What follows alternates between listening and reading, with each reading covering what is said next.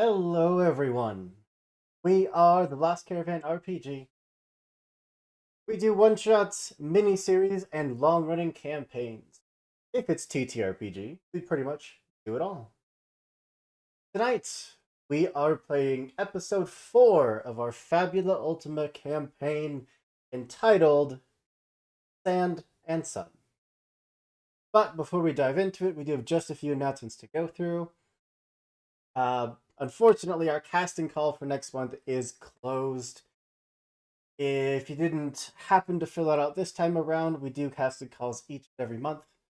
We typically go with a theme, so you can either find that on our Twitter or you can join our Discord. Link is down below, that big old button that says Discord, where we post said casting call schedules and just generally hang out and be giant nerds.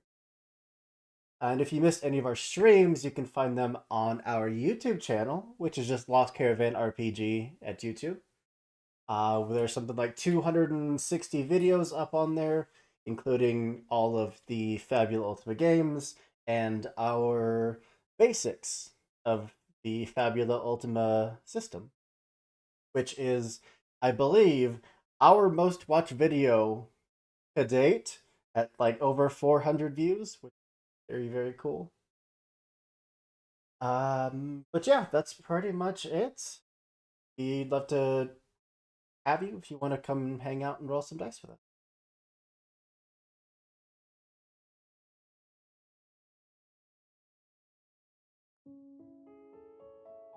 I do want to go around, give everyone a chance to tell you who they are and who they're playing today, and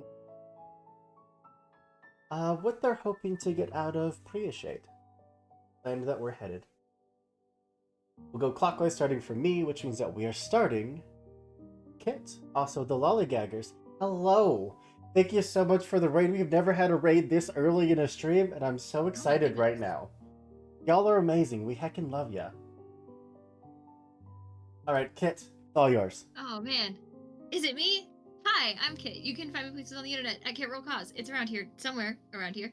Tonight I will be your Ophelia. They're just a little robot. They're just a little guy. They've never done anything wrong in their life. Don't worry about it. And what we're hoping to get out of Priya Shate, you said? Mm-hmm.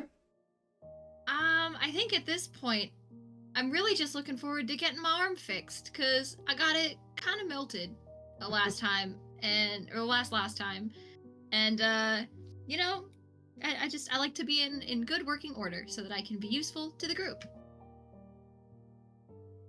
And that arm melting came from the one and only crit that I have yet to roll in this game. It was a beautiful crit. That brings us up to Anna. Yes, that is me. Hi, I am Anna, aka Archival Dust Bunny most places on the internet. I'm a queer and trans advocate, museum worker, and TTRPG streamer and podcaster. I am also the associate producer for Response Team Omnicron, a Lancer Actual Play podcast, and Emergent Code, an Animon Story podcast. And I play Cadence, the time assassin, who is from Priashate, and has. She's happy to be home, especially with the rest of the world against us. It's a little complicated, but we're here. Most of us are here. Brings us up to Fail. Hey everybody, I am Fail Prime. I'm one of the founding members of Singularity Roleplay. If you ever get a chance to jump over there and hang out with us. Tonight I'll be playing Drawn, a monk kind of out for revenge and answers. And we'll see how that goes. We can pass it along. Over to Kian. Hello, everybody. My name is Kian. My pronouns are they, them, theirs. You can find me on Twitter at uptight_chiffon. I am playing Sprout, who has made friends with a spirit soul something in a cursed amulet. And I think that Sprout is probably just looking to, Sprout's just looking for a good time. Sprout is still just like, we're here for an adventure with some buddies and some friends. So nothing can go wrong. Nothing.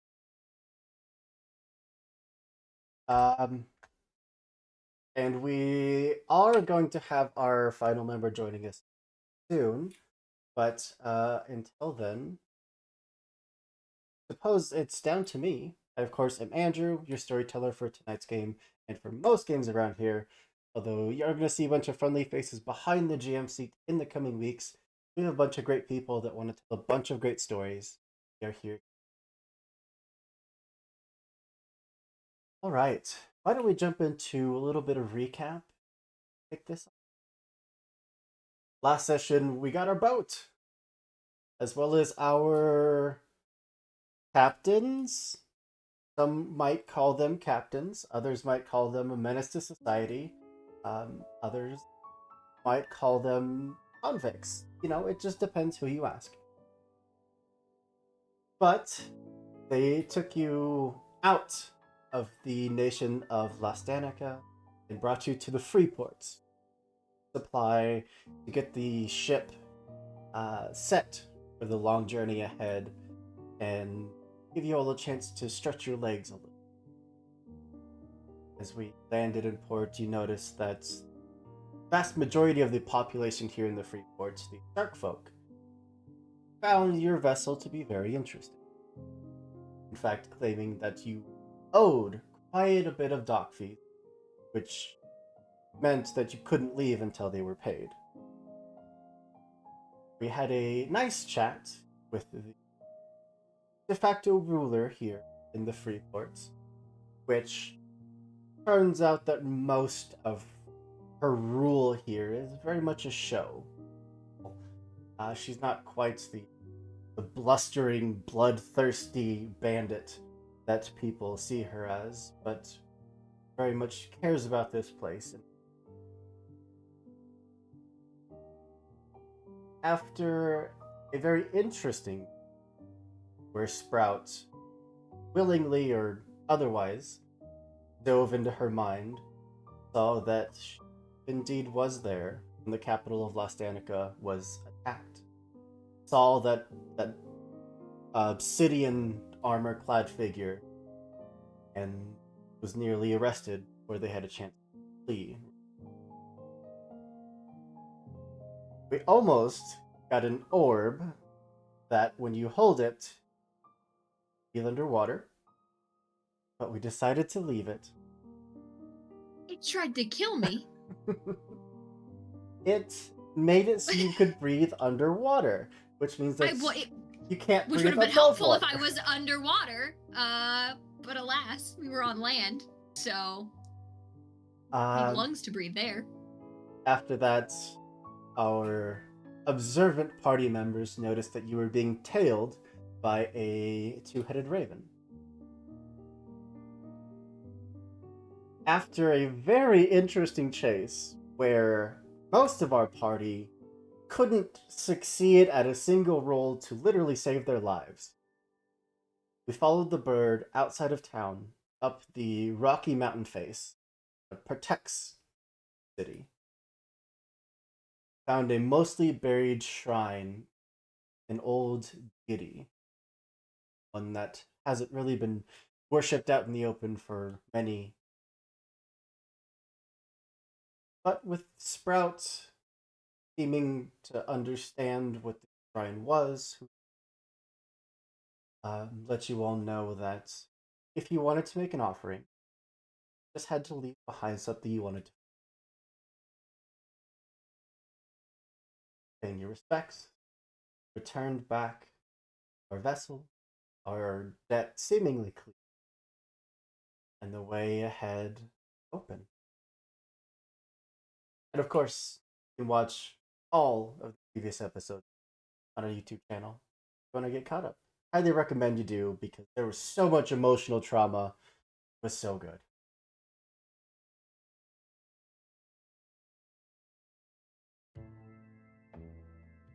Oh. Wanted? That's...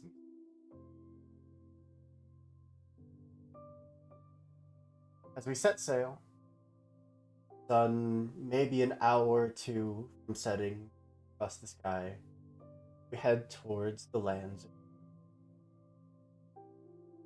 Mostly desert nation, full of magical love. We'll call it secret.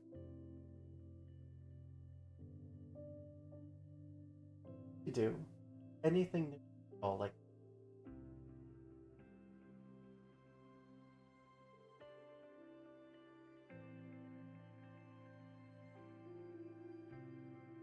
I would like to try to tinker with my arm, please. Oh, Kian, I think you're muted. I'm sorry, I unmuted in the wrong spot and then I waited too long. It is all you, kid. Are you sure? Oh, I just want to futz with my arm a little bit while we're on the ship because I know we have access to the little furnace in the bottom. So that doesn't have to necessarily be a whole thing. They're just gonna sit down there and tinker with it and see if they can't, at least get it vaguely back in shape. Baelier and Tavos both keep. I don't know if he has a million questions for the both of them about just mundane to them stuff, like who is it? Bailier's the little fire lad, if I'm remembering correctly. Yeah. Make me question myself. Yes. Just like making sure I got the right one. But yeah, it's just like asking like just the wildest questions because like they've probably, I don't know, read about elementals, but they've never met one. So most people haven't. Yeah. Like, do you eat? Do you eat food? Do you eat wood? Do you eat coal? Is this unkind to ask? Have a body isn't necessary. Sustain myself on the flows of magic. Everything. So you do not burn the coal. It's just like I use the coal to get heat. Help power the vessel, yes? So you burn the coal, but you do not burn the coal for you. Exactly. Interesting. Tink, tink, tink. Like, Esme and Gregory's father did me a kindness many years. Repaying it. Also, gets me out of the prying eyes of most of the public. Be on a vessel out in the open water. so you do not like attention. I apologize for my questions then. Or that the world I know is gone. Worlds don't really need folks like me. The world needs all kinds of folks. This ship needs you to run. That is not sweet, that is a fact. Do just as well with some Magitech rudder.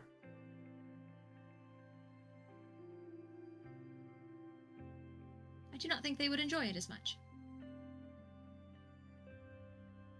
All the while, I one could- of your arms is just in the furnace, just turning Oh, white yeah, hot. fully just like stuck in the furnace, like waiting just for it to become, malleable enough. There's like another little like thing of like molten metal, like waiting for trying to like add stuff for what has been melted off, and just like, yeah, like having this like, deep heartfelt conversation while their arm is just engulfed in flames. I would not be able to have such an interesting conversation with a Magitech furnace. Have you never tried? Oh, I have tried. They're not very good conversationalists. Most machines are not like me. Would you do anything to stop Baelier from, like, kind of just inspecting your arm and your hand, even as you're adding, metal? He's just innately curious.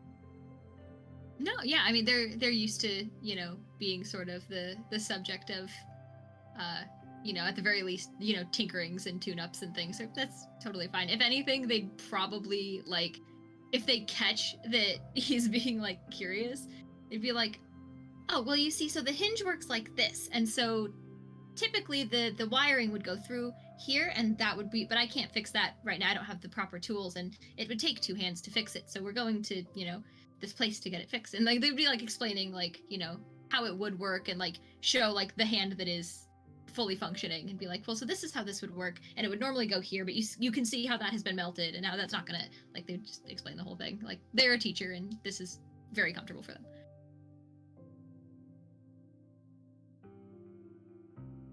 Not fitting in. How do you mean? You're so different. Yes. Does that not bother you? I do not see why it should.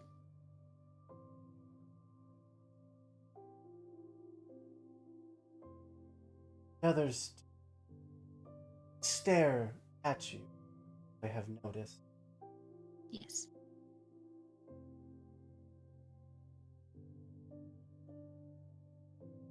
I cannot fault them their curiosity. I am also curious. I have done my fair share of staring as well. You are unusual. Yes. And he is happy to sit there and talk with you for the entirety of the time that you're doing your best to like makeshift repair that arm and add metal, so at least it's a complete forearm up to where up to the part where you would need fine precision tools and carefully crafted metals.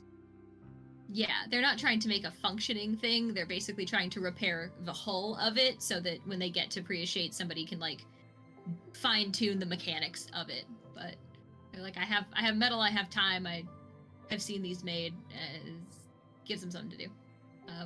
And there's probably like a moment where they're like, can you touch that? Can you hold that and like heat this part? Can you do? Thank you. Like, have no problem asking for help. Have no problem, explaining what they're doing. This is normal day in the life. Yeah. Well, anyone else? You have a long journey ahead of you. Now that I remember where to unmute myself, I would like to find a quiet room. I don't know how much space we have, but I would like to find a quiet, separate room where I can have some privacy.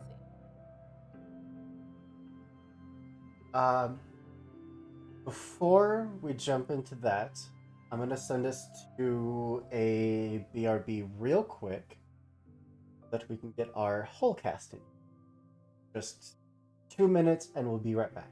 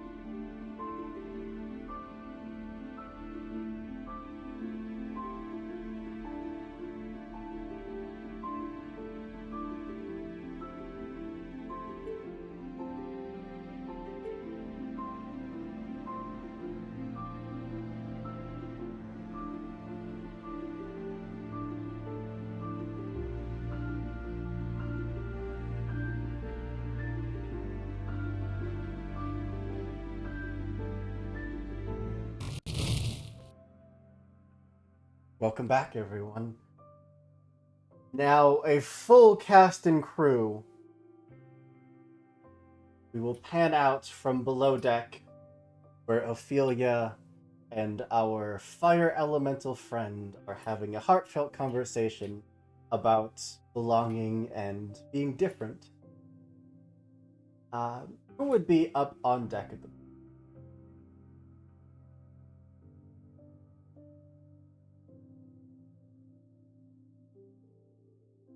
I'd probably be up there. I'm looking around for Drawn. But right now, just kind of up on the deck.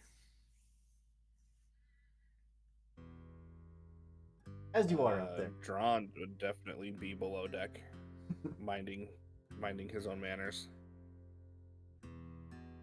As you are up there, Cadence, looking up at Esme, who's currently behind the wheel, it seems the further out from land they get, the twins get more life. Like, being on land just enacts this curse that makes them entirely different people. Out here, they're happy. And speaking of being happy, swimming up beside the boat, a small pod of those. We're there for them, right? Yeah, those like jellyfish type creatures, the Gindis squids, just absolutely just zipping through the water, come up to the boat and just almost encircle it. And right up behind them, the familiar face of Echo, who's been giving directions by the lovely Gindis squid squad. Say that 10 times. Echo, you have been reunited with your companion after a narrow escape from the city of Los Santos. Can I describe how I look? Please do. So you know how some people jet ski. I am using the squids to basically drag me, and I'm like coming in waving at everyone, and I use my waves to just sort of like flip onto the boat and just sort of land and look really cool and say, "Hey, what's up? What did I miss?" Whoa, whoa, whoa. I don't know who you are, but this is a private vessel. Oh, they're a friend. It's fine. There's a look of surprise on Caden's face, but her face does light up at this. Yes, I am a friend. How did you find us? The squids. Oh. The Ophelia squids made pointed. Yeah, Ophelia made friends with them yesterday. they're quite nice. They help me look That's cool. what I'm told. Alright. Who the hell's this?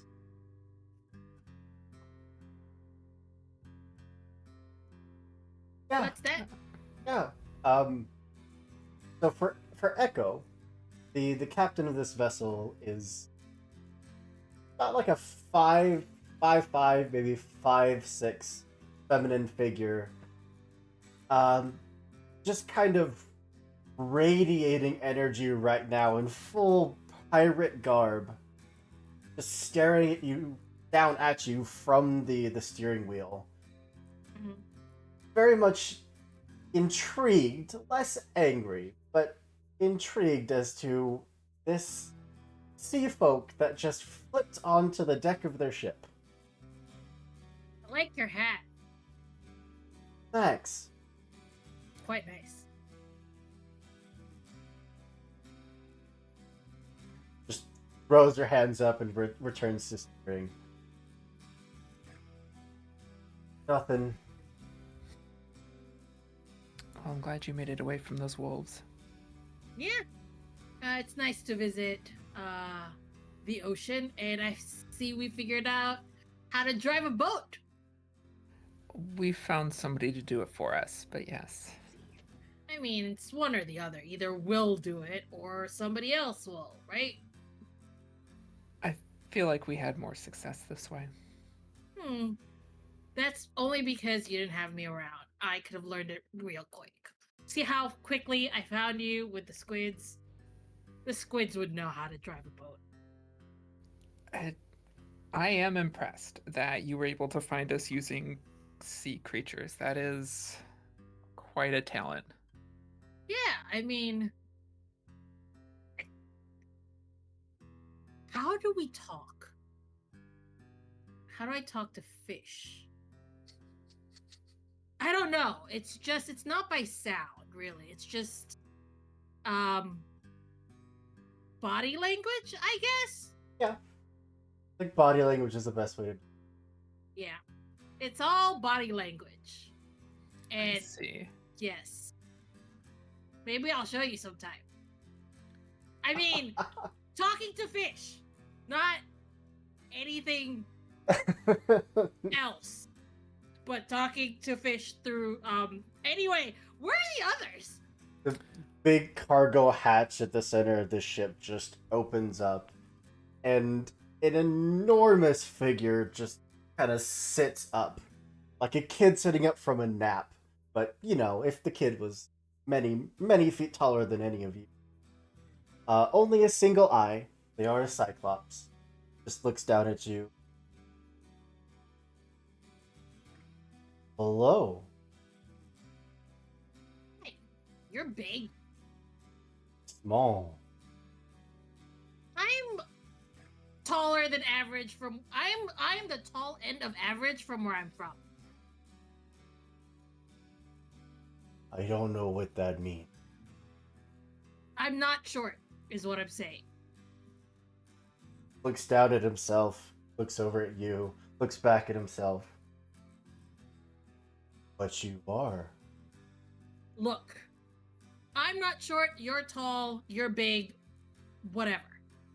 How are you? My name is Echo. Havos. Nice name. Is this your boat, or is it that lady No. with the nice hat's boat? Gregory and Esme keep me aboard for security. And A bodyguard. they also like my. Yeah, you're very mellow. I don't know what that means. It means chill. You know, relax. You should spend time reading people books, is what I'm saying. I You have a don't know very how nice to read. voice. I can teach you. Okay. Okay. Who's this big guy? And I turn to Cadence and is he our bodyguard now too, or is it just the boat's bodyguard? Just with the boat. We'll be traveling with them for a while. We're to travel across the land to get to Straya, just to try and stay out of sight. Sailing in ships are usually inspected, so I'd So rather not. we're gonna land somewhere, walk with these fellows. I don't think they'll be walking with us. We're going to land in a bark and cross part of the desert to get to Straya. I see. It'll take a little longer, but hopefully we'll remain out of sight. I don't want too much attention on Ophelia. Well, if we take the big one with us, that will definitely get us attention. Makes sense. It would indeed. From up above the captain's deck, you're shouted down. Speaking of, after we dropping you off, where did you want us to wait?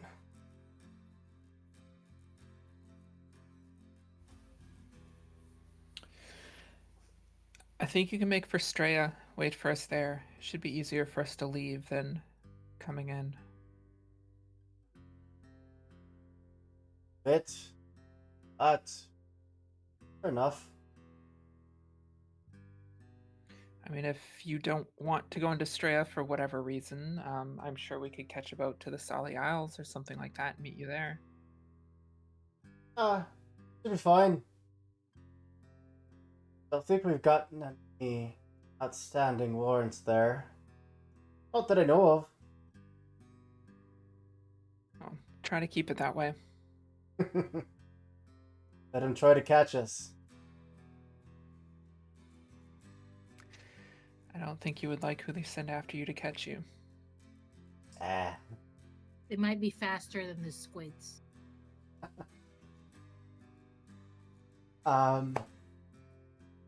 With that, I do want to jump below deck into what is half of your quarters, half of the cargo bay. Um, Basically, the bottom deck of this ship was kind of split in half between the furnace and where Tavos lives, and the other half being where you all sleep.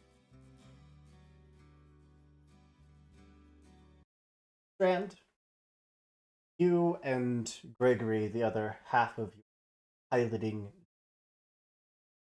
are currently sitting in the cargo bay area, kind of going through stocks, going through equipment, going through supplies, and you can hear that muffled conversation from up above. Gregory just stops for a moment.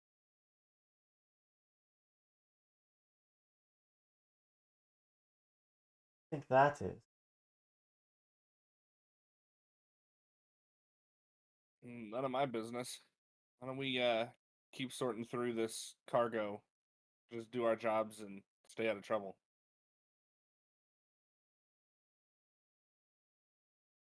Half of what we do is get into trouble. Everything you've done since we've met you has been getting into trouble. Everything you did No, before we met you was getting into trouble. absolutely not by any intention of mine. Don't worry about it. Honestly, I think you're fun to have around. Well, that's one person, I guess. I just want to punch things and get answers. And that. Hey, don't mind me asking. You seem to be awfully far from home. I yeah, I'm from the north, the very very far north. Many of your folk around here, or ever. That's because it's not easy to not a lot of people survive the mountain paths as they cross and try to come down into the lower wilds as we look at them. Uh, but I'm looking for a family heirloom. I'm tracking some stuff that people shouldn't have taken, and hopefully I find it. I sure as hell hope it wasn't us that stole it. They Do you happen confiscated to have? everything that we had. I mean, did you happen to have a fist weapon that had runes carved into it that might have mentioned a god named Enigma and the Void and Chaos? And I have to say no on that one. Then I Put think my you eyes say. out. All I That's know is some men using Magitech killed my family, stole this heirloom, and I will get it back. I do wish you luck. I appreciate it. Uh, Kind of like look around and just pass over. Roll. I think maybe you could give us a shut it down just a bit, in case we happen Yeah, to I see it. think I could sketch something out here. But Let's see.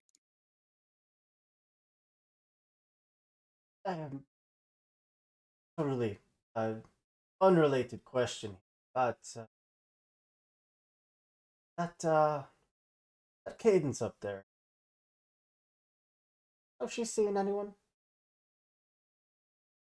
Uh, I mean, if you want my honest opinion, my dude, I'm Always. fairly sure that there's something between Cadence and a friend of ours who uh, we left on shore. I don't know if I'm not really sure what happened to Echo, but there's a budding romance there, if you ask me.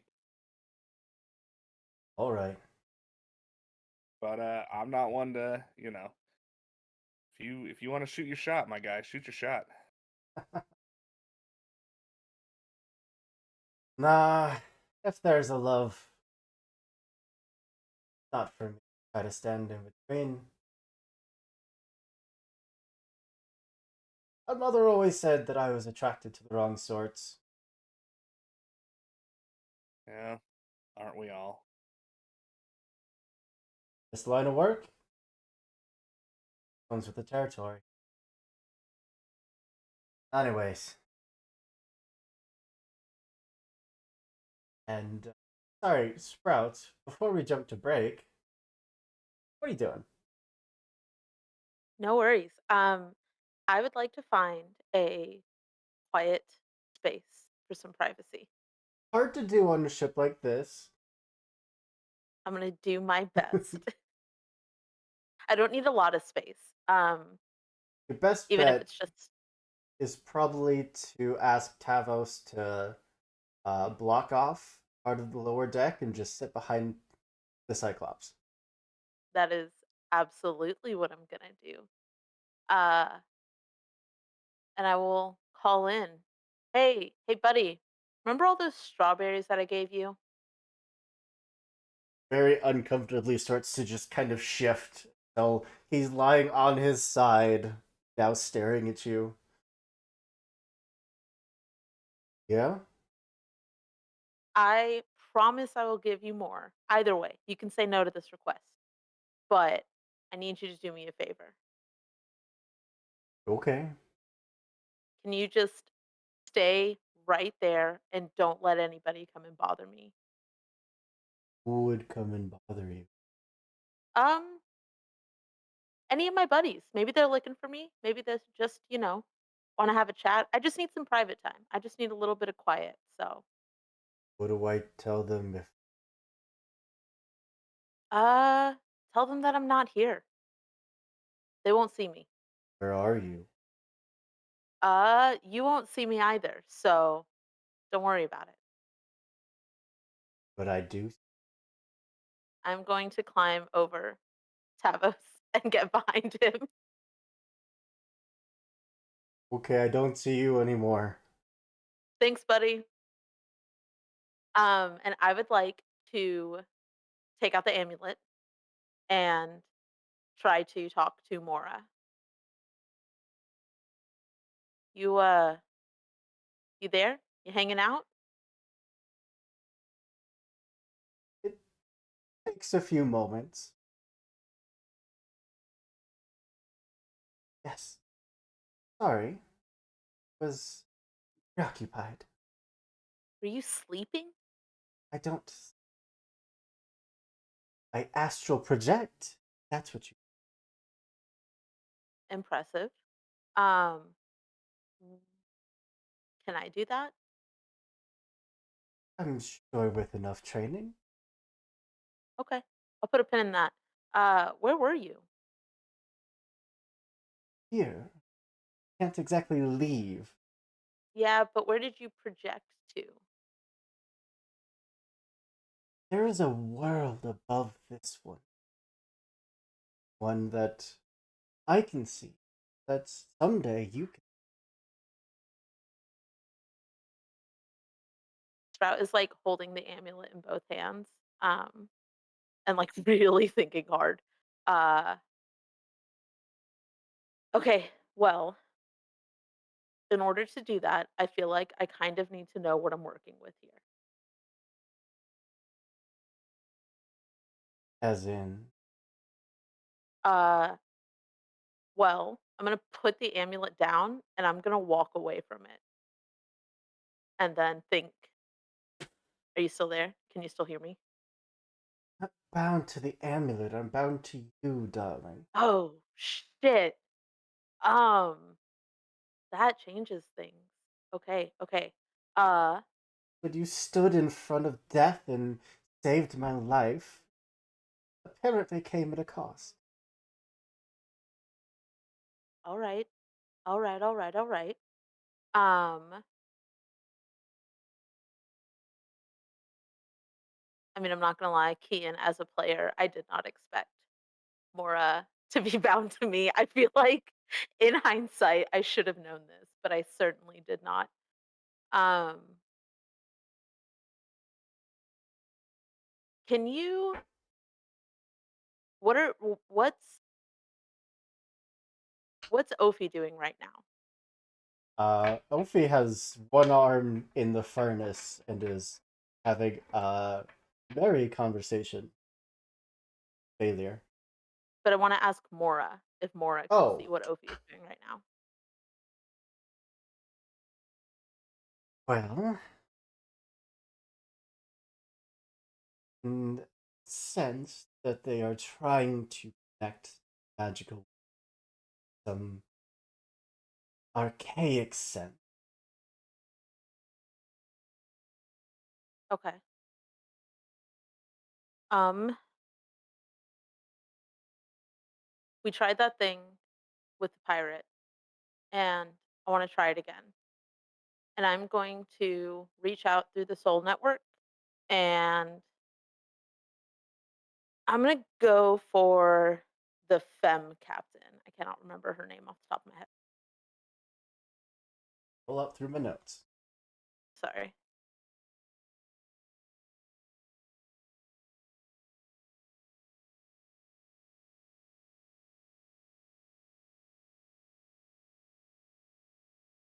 God, where is it? Maybe I have it. Done. I have so many notes. Esme? Is Say it it again, kid. Oh, Esme? your femme The femme captain. I thought you meant the shark captain. Oh no no no! Sorry. Yes, our Femme Oh Captain. yeah, Argo Esme. captain? I want to try to reach out to Esme through the Soul Network, and I want to push the boundaries a little bit, the way that I did with the Shark Captain when I kind of let Mora do her thing. But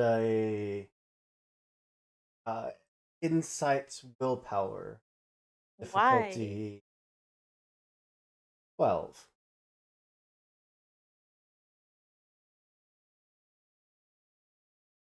Certainly not. That's a 4. Get a little bit of a headache, kind of feeling like you're maybe a little seasick, little bit of a migraine that just starts setting in for before, like like a maid coming in and clearing cobwebs, or it just brushes away the pain and that dizzy sense.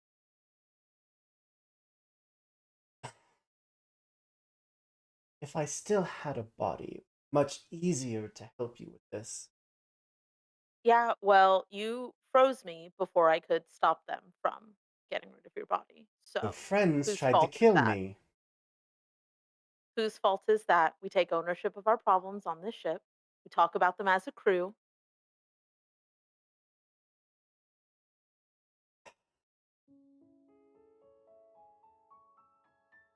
Why did you save me?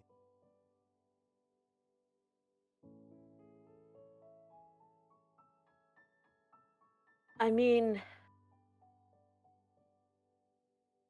I don't know. I'm the only Esper I've ever known. There's not a lot of us out there. And at least as far as I know. And I mean, True. maybe there's something to what you're saying. Maybe there are things you can teach me. What if I told you that I've already seen you?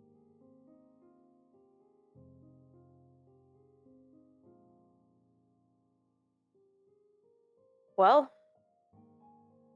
I mean, I'm not saying I'm fully on board with this, but if there are things that you can teach me, I'm open to learning them. And it's not like you're going anywhere. So, No, it's not.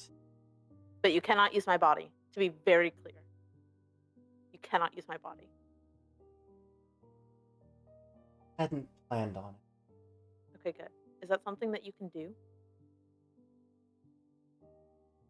If you were willing. terrifying. Okay, we'll put a pin in that too. I would love to try that as well.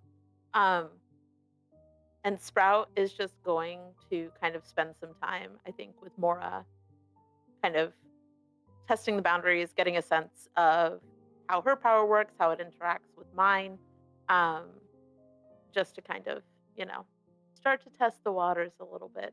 I will go and collect the amulet so I don't forget it below deck, because that would not go over well.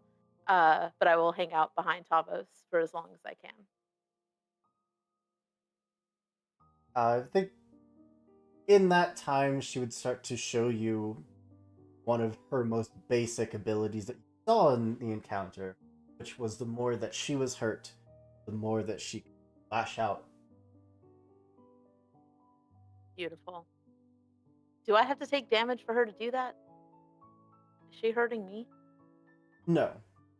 Okay, just checking.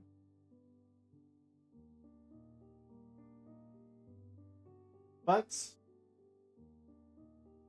anyone else?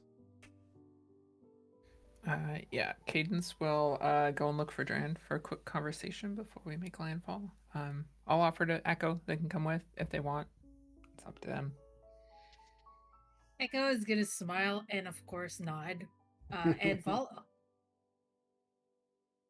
Heading below deck, you immediately see your big old Cyclops friend who just kind of stares at you. I haven't seen Sprout. Cool. Okay. Have you seen the Thank you. others? I don't know. But you specifically haven't seen Brown. I haven't seen Sprout.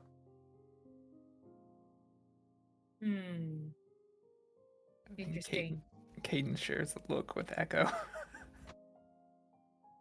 Well, thank you for sharing that wonderful fact. Welcome. And then I do increase the level of my voice that you haven't seen Sprout. Sprout just kind of like turns and looks over their shoulder and kind of grumbles to themselves. Whatever. And would like nudge Tavos. You're doing a good job, buddy. And get back to it. Thanks. You're welcome. But yeah, you pass by Ophelia and Valier, still engaged in deep philosophical conversation about existing and not existing, and one arm is just now white hot and metal is being poured in and formed the rough shape of a forearm. And the open door to the very back of the ship. Gregory and Drand.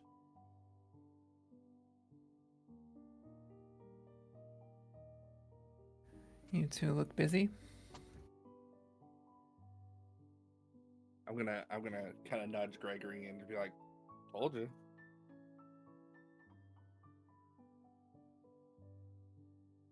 Looks over at you. So,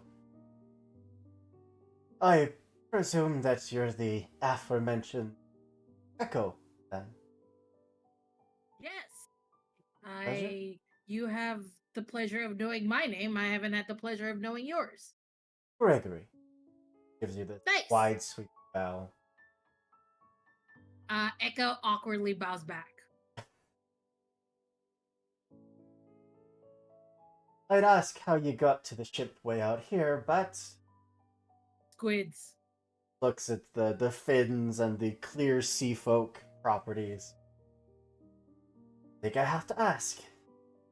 Is it because I'm sea folk? Yeah.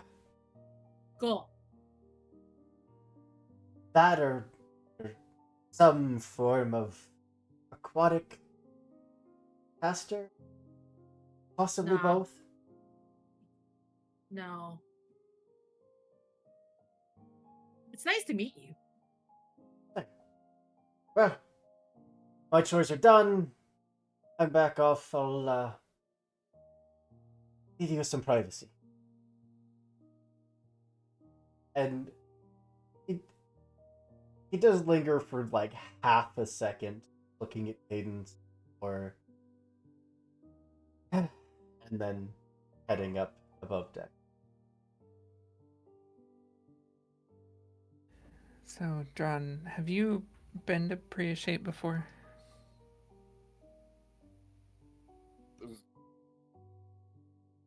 Is that a redundant question?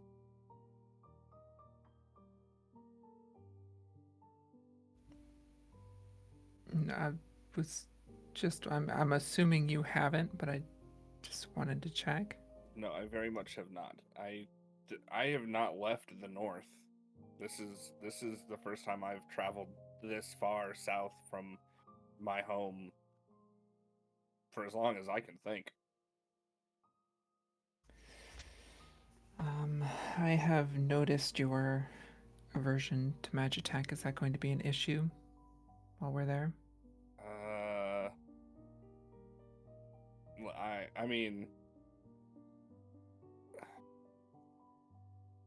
going to a city full of Magitech isn't really where I want to be, no. But if I need answers about Magitech, I guess it's really the only place to go. You're correct.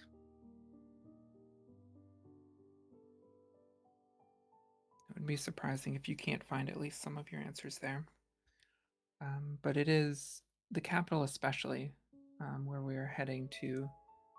Ophelia fixed their hand is, and the city runs on Magitech. Every part of it, it's everywhere. I wanted to warn you of that at least before we got there, so it was not a shock. Appreciated. I guess it's just we'll have to see how things go. I'm not looking to cause any trouble.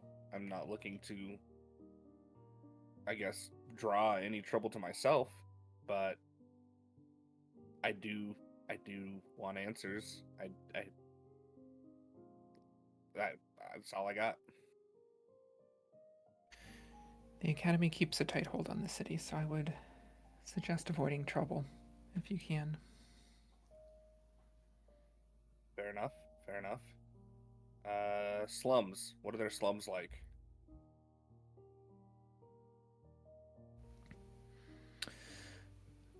Like you would see in most cities.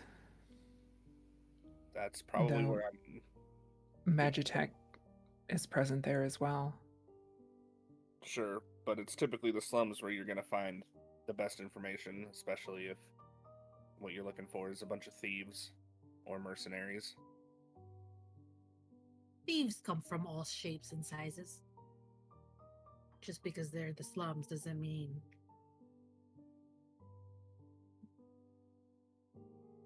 And Echo just trails off. Anyone could be a thief if you put your heart into it. Believe in the heart of the thieves. That's the moral of this campaign. Everyone can be a thief if they try hard enough.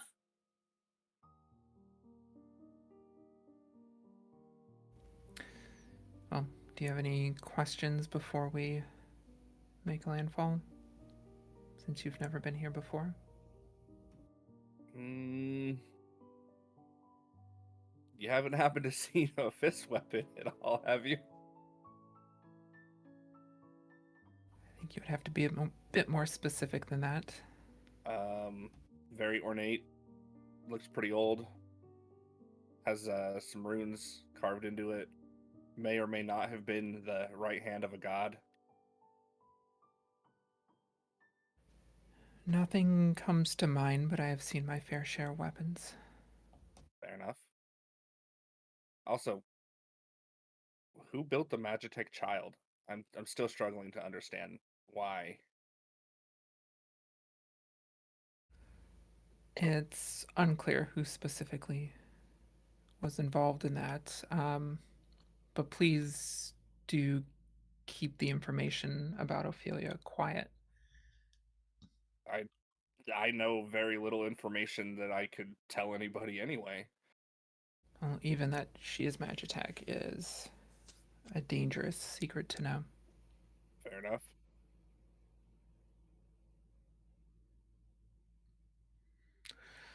Well, while you're poking around in the lower wards, I would suggest that you avoid the Osprey. You'll find them all over the city, but if you want to stay out of trouble, I would suggest you avoid Like- them. The birds, or are they like a street gang? I wouldn't call them a street gang, but they are not birds. Gotcha. Gotcha.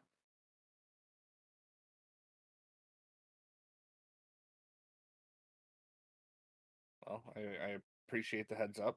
I'll be sure to keep my head down. Don't think I need any, West Side Story style dance offs happening. It would be far more subtle than that. Fair enough. West Side Story, the wonderful tale that I personally enjoy watching. It's in the theaters. Really wonderful. Well, that was the only question I had for you, just to make sure that there aren't any issues. I'm assuming you haven't been to a desert before. It's gonna be quite different than what you're used to. Yeah, I mean, I've been to like an Arctic desert, but not so true. much like an arid desert. It's that, but hot. Who said that? Who else is in here? The desert in Priya Shade is odd, but as long as we make good time, we should make it through it just fine. But yeah, I will let you get back to what you were doing. Really, I wasn't doing anything. I mean, I drew this picture, but Gregory left, so I don't know. Maybe I'll just hang it over here and he can admire it when he gets back. What's that I picture?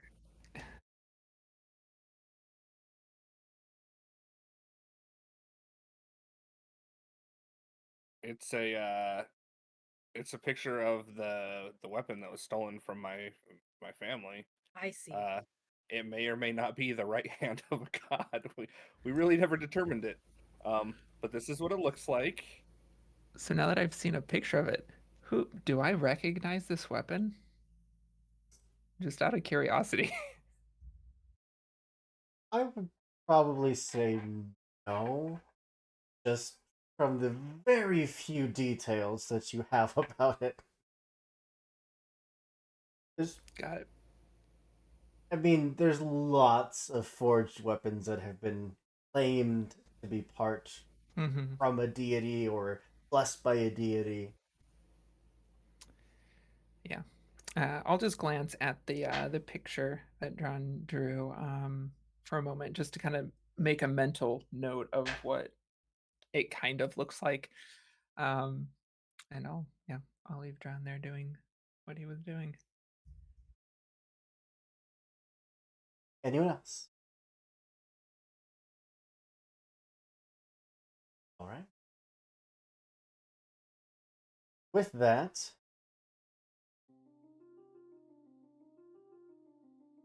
the hours pass by, days pass by, till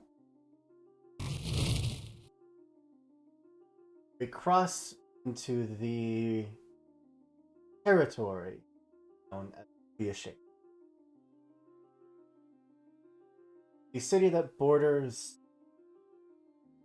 the closest port, I should say, to the free ports. Place known as a bark. Kind of an outlier from the rest of as we have mentioned, is more desert. As this place, the nearby it, the Kaisen Grove, is a natural forest.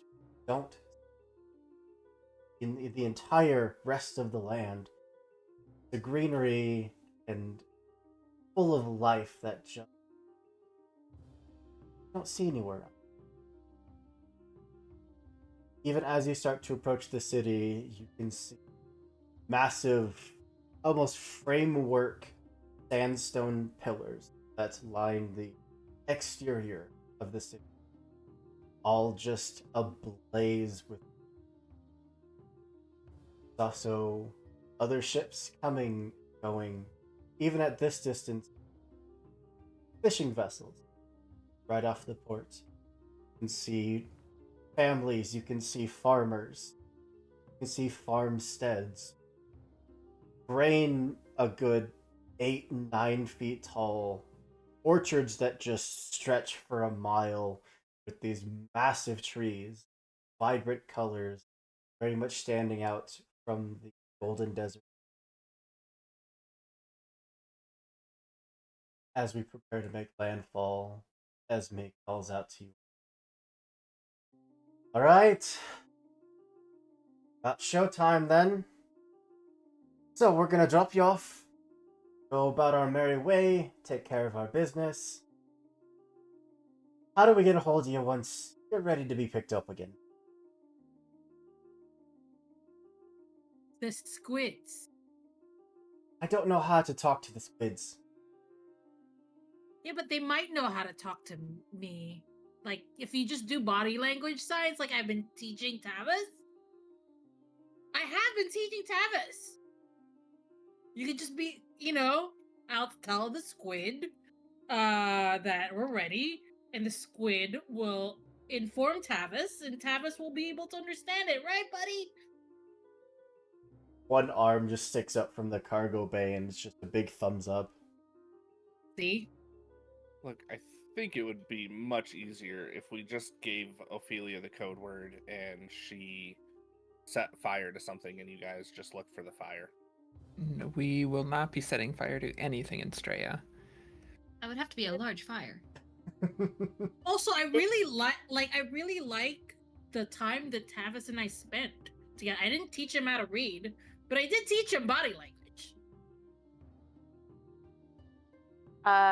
I will walk over to Esme. If you're within a day of travel, I can get in contact with you. If you're farther than that, look for the fire or the squids. But as long as you're within a day of travel, I got you. What about flaming squids? I will not set the squids on fire. Yeah, they don't usually like that. We'll The squids are try kind. stay within a Usually. day's travel. Keep our heads down. Have too many folks poking around us. Just stay safe. It's not like we could get to you once you're dropped off and crossing that desert.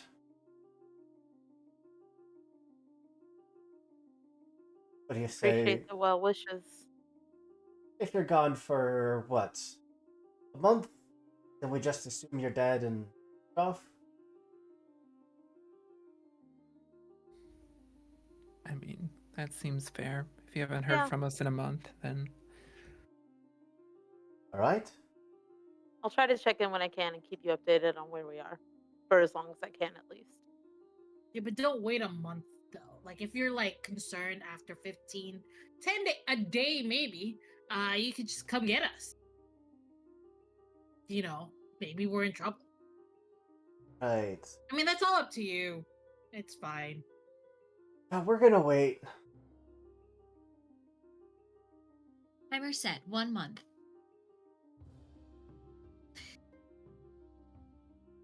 For some reason, I feel like I'm gonna miss you.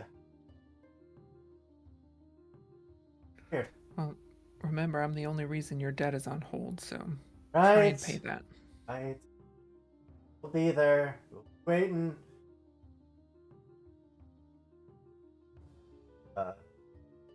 Pull the ship in. Again, that glamour that makes it just look like any other trading vessel. A little tattered, unspectacular.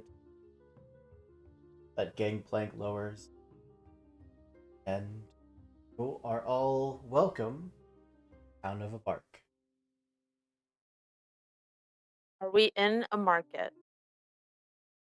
Most of the city that isn't farmland is a market. I would like to find some strawberries before we get far and get a Oh. sack for Tavos and then run him back to the ship. Fruits and vegetables and herbs and spices are absolutely,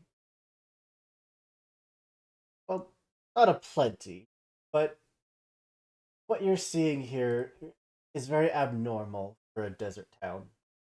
Just the orchards that span kind of on the outskirts of the city alone tell you that this place is special. Yeah, finding strawberries wouldn't be anything unusual. What would be unusual is the fact that they're about the size of apples. I'm gonna get 2 sacks worth because I know that Tavos is gonna really dig this. They're Tavo sized. They're proportionate. Yes. I love to see it. This is inclusivity at its finest. Yeah, absolutely. Okay.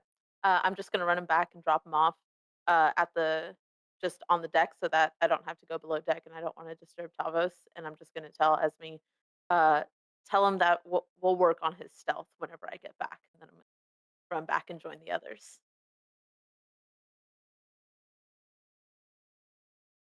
Well, as we step off, you are of course greeted by not only the customary dock worker bring you the questions you were expecting. How long are you staying? Coming from? Do you have any cargo to declare? How long is your ship going to be in port? Kinds of things that you get basically. As your ship is not staying, you don't have to pay a dock fee. But are you giving them any of your?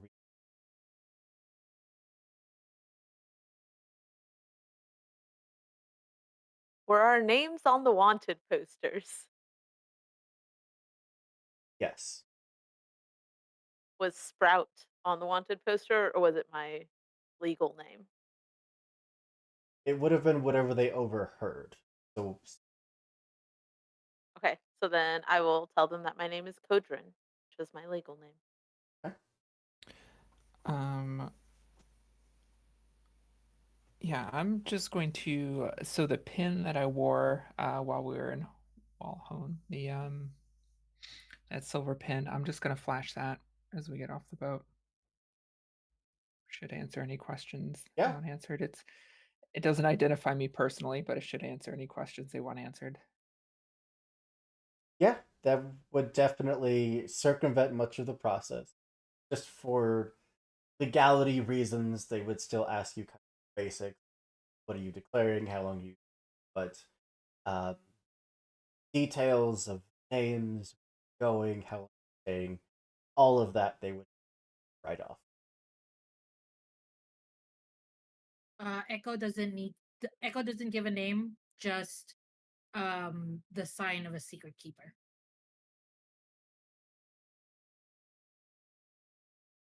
Echo probably gets oddest of looks out of all of you. Don't imagine that anyone here has seen any sea folk, probably ever in their lives.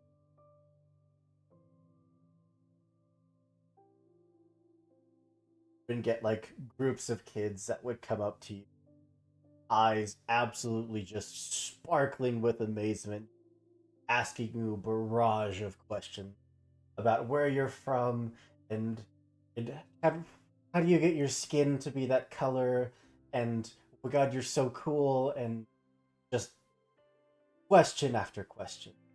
Each answer is different for each child, depending on how the child asks. One of them I told that, oh, I swim at a certain lake every night, um, you know, religiously for about 2 weeks. And that's, I have to do this once a year. If not, I just turn normal again. Another I told, oh, it's all plastic surgery. Don't believe it. Another one, I was born this way. Another one, I was cursed. All every single answer to each child is different depending on how they ask. Amazing. But yeah, what do the rest of you do? Dron's like hood up, head to the ground. They ask for his name. He just says no. Which they would absolutely start to press as Cadence just flashes the pin. And they go, "Have a great day," and just let you all pass.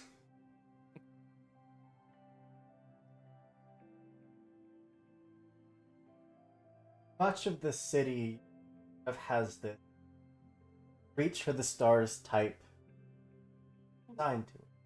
Buildings tend to be just abnormally, unnecessarily tall, with just sweeping archways. Entire sections of the market are just kind of partially covered by these semi-roofed areas that, at specific times in the day, it casts the perfect shadow over an entire plaza of this. Everything here seems to just flow with life, energy. It's very peaceful. Not the forced kind of peace that you saw in Vos, but people here are legitimately happy.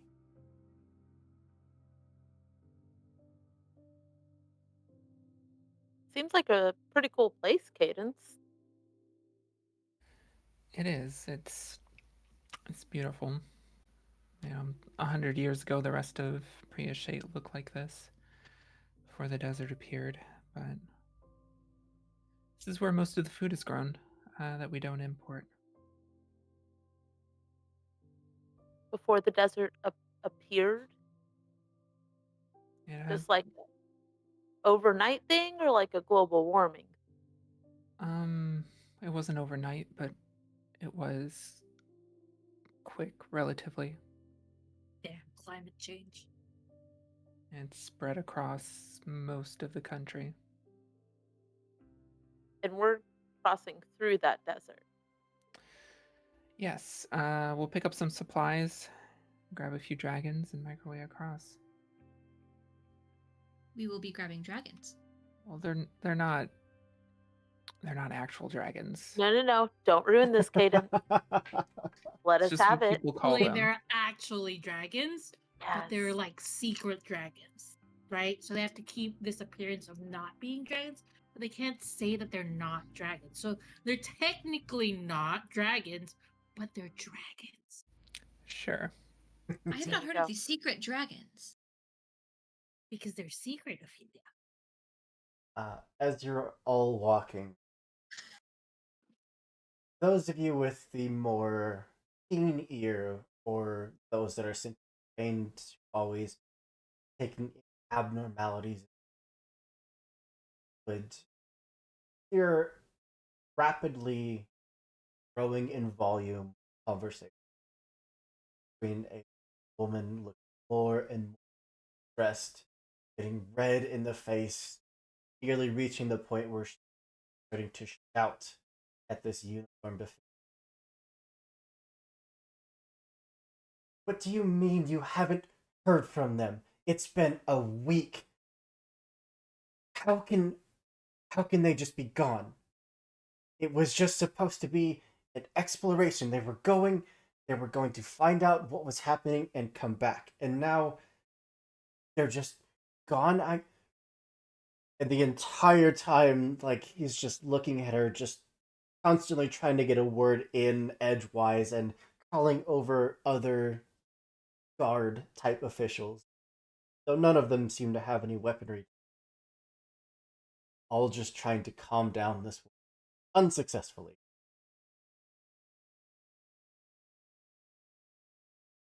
Echo approaches because Echo is a gossipy bitch and goes, "Hey, who's missing?" Just eyes absolutely wide with this older woman with darker hair with bits of gray in it, kind of put into this very messy ponytail, looks at you. You mean who's missing? My husband and my son are missing. And they seem to think that everything is just fine. Well, that's not good. Look, looking into the issues. Our caravan was due to report days ago, yes, but we're very we're sure that they're very capable. They're not going to get lost out in the sands. They'll return fine. And you can see that moment where she's just about ready to take a swing on this guy. Uh, Echo will say, "Man, that's really frustrating to, have your husband and your son missing. Um, that's really upsetting. I can see why you want to hit him." There's no need for violence. You're doing every. And by this point, she has just turned completely disregarding this individual. Now looking. I Yes, mean, it I, is I frustrating. really, yeah, I get it. You don't, somebody you love, somebody you care about just disappears. And I can understand that frustration. I mean, frustration is like a undermining term for it, but you're probably really pissed off, aren't you? Yes, and I'm worried. Never been out like this. Never had caravans that haven't returned. Really? Worried. Never? No, Huh. So you're saying that you never ever, like in this whole time of this place, you've never experienced a caravan that has never returned. no. Huh. Our scouts very skilled at what they do. Do the scouts return as well, or is it just the? Yes. Look, I'm sorry. This isn't your problem. You're damn right. Where was the caravan heading to? Now, acutely aware that there's more of you joining the station. Oh, these are my friends. Sort of. At least three of them. Four, maybe. We'll see. Well, something out there. Whipping up the sands into a frenzy. No one's exactly sure what it is. Went to go see if they could track down the source. Haven't come back. Advice for the future. If you see something that's whipping up a bunch of stuff in the air, the best thing to do is probably not go towards it. Just an advice for the future. You don't have to take it, but that's usually a good advice to follow. It's cut off all of the land trade routes. We had no choice. Or trade routes to more food, or are you like good on the food? It means the road that we're going to take. Oh, that sucks. We'll be going there anyways. Could we not report back if we find anything? If we find sign of the missing caravan? Can't go out there. Be swallowed up by the sand. We're supposed Sand to does get not some have a dragon. digestive tract. It cannot swallow us. Did you just tell me Sure. that I can't do something? How's your squid language body talk? Echo, the squids can't go in the sand. I'm not saying that they can. I'm just saying maybe if we're on the way there, we could just say we found the husband and let the squids come around. We'll Okay. figure some. Could you tell the Echo. dragons? Echo, Yes. Echo, my friend, Echo. We'll be in the middle of the desert. Where are you gonna find a squid in the middle of the desert? Not with that attitude. They always keep that thing on them. That thing is a squid.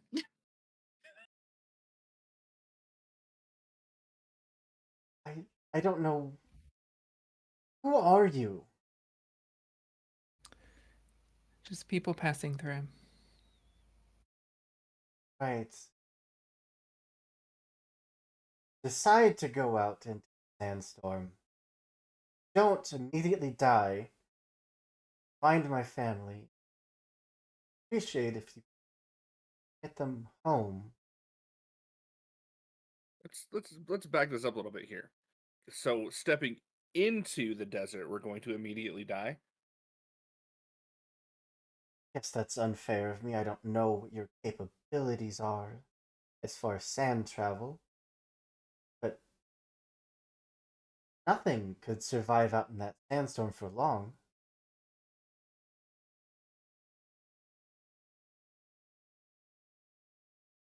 I think I'm gonna go into the sandstorm. I'm about tired of people telling me what I can and can't do. No, I'm looking out for your. What he's saying is that we will take a look. We're heading in that direction anyways. And if we see your family, we will make sure they get out safely. Also, want to see what Dran can do in a sandstorm.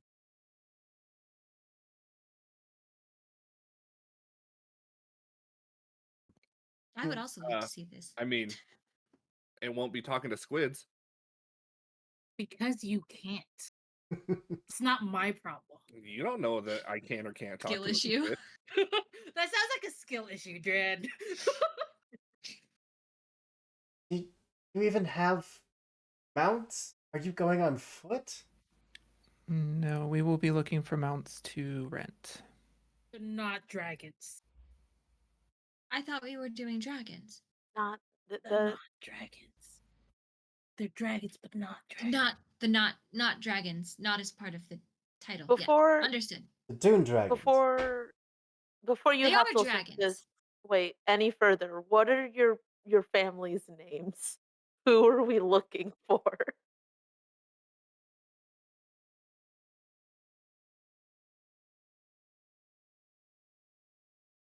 I really want to ask for a check for this whole conversation, but I also feel like we may be well past the point of trusting or mistrusting any of you. I mean, Sprout. I don't know that we necessarily need their names. I'm gonna assume it's the only other people trapped inside of a sandstorm. I But mean, it's a whole caravan. So maybe If there there's are any people trapped inside of a sandstorm, we should probably try to save them, regardless of who they are. Yeah, these No, routes are no. busy. There could be people coming from Straya that are trapped in it as well.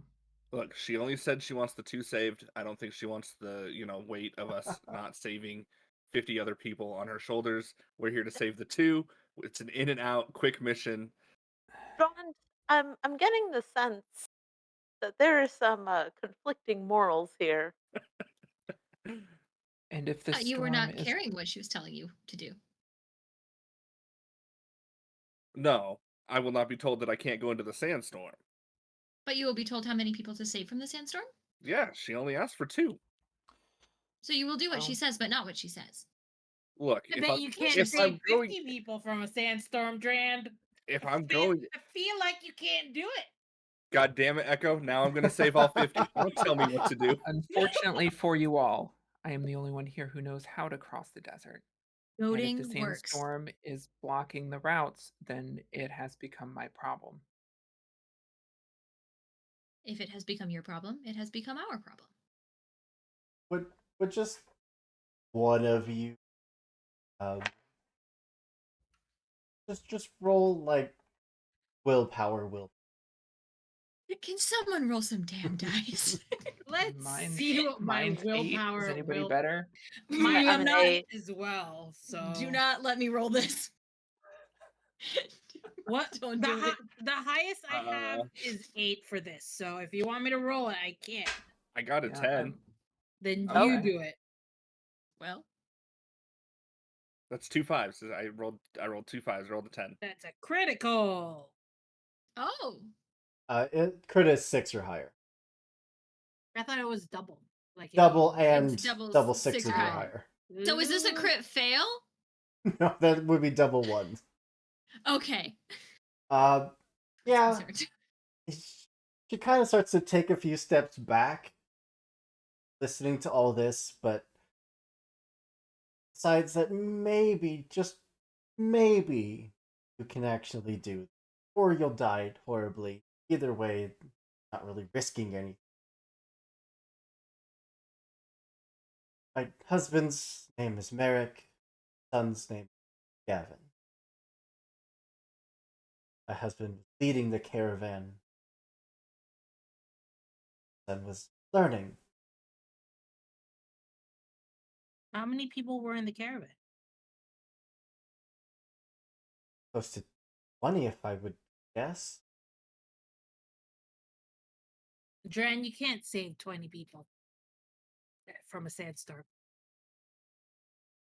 Mm-hmm. Cool. Appreciate if you could try, though. Well, I'm gonna try. I don't think Dran can do it.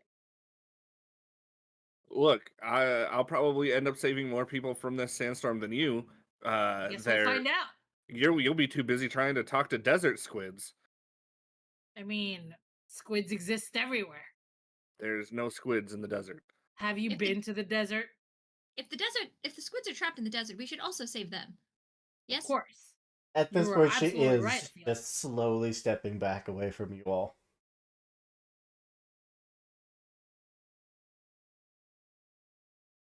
I'm gonna But turn to Cadence. So, about them dragons. We'll find a stable and see if there are any left. If there aren't any of them, we'll try horses. Not ideal, but they'll still get us across. What about camels?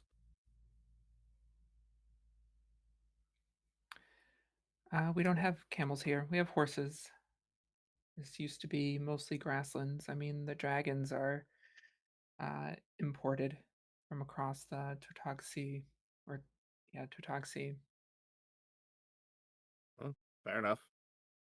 yeah, any desert dwelling creature that either wasn't fast enough to escape the predators or tough enough to defend themselves probably didn't make it too long here.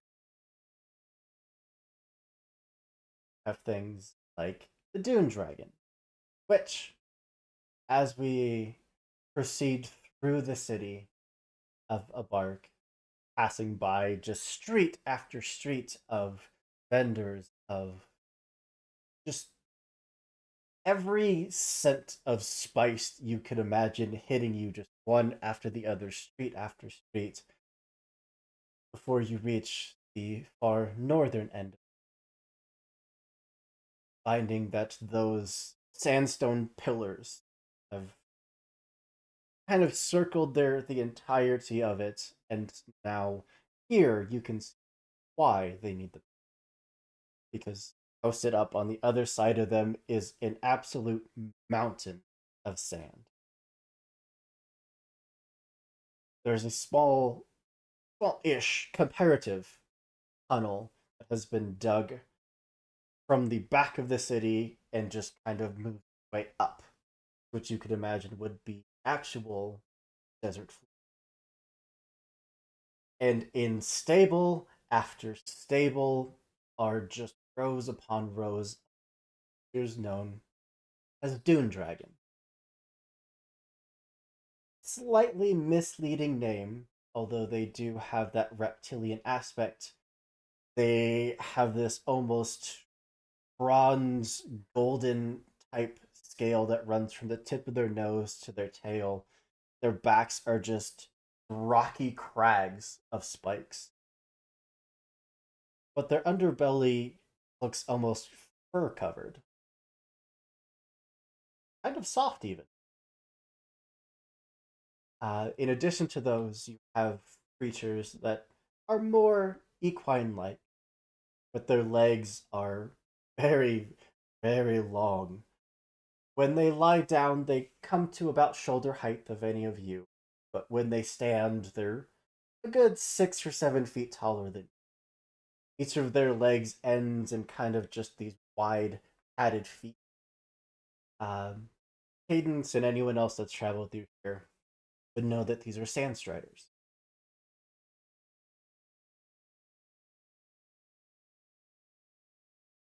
Asking around, you would get that since trade has come to an effective halt with the sandstorm, they have nothing but mounts in stock. They physically can't get rid of all of the mounts that they have and would give you a fairly hefty discount as long as, you bring them back alive.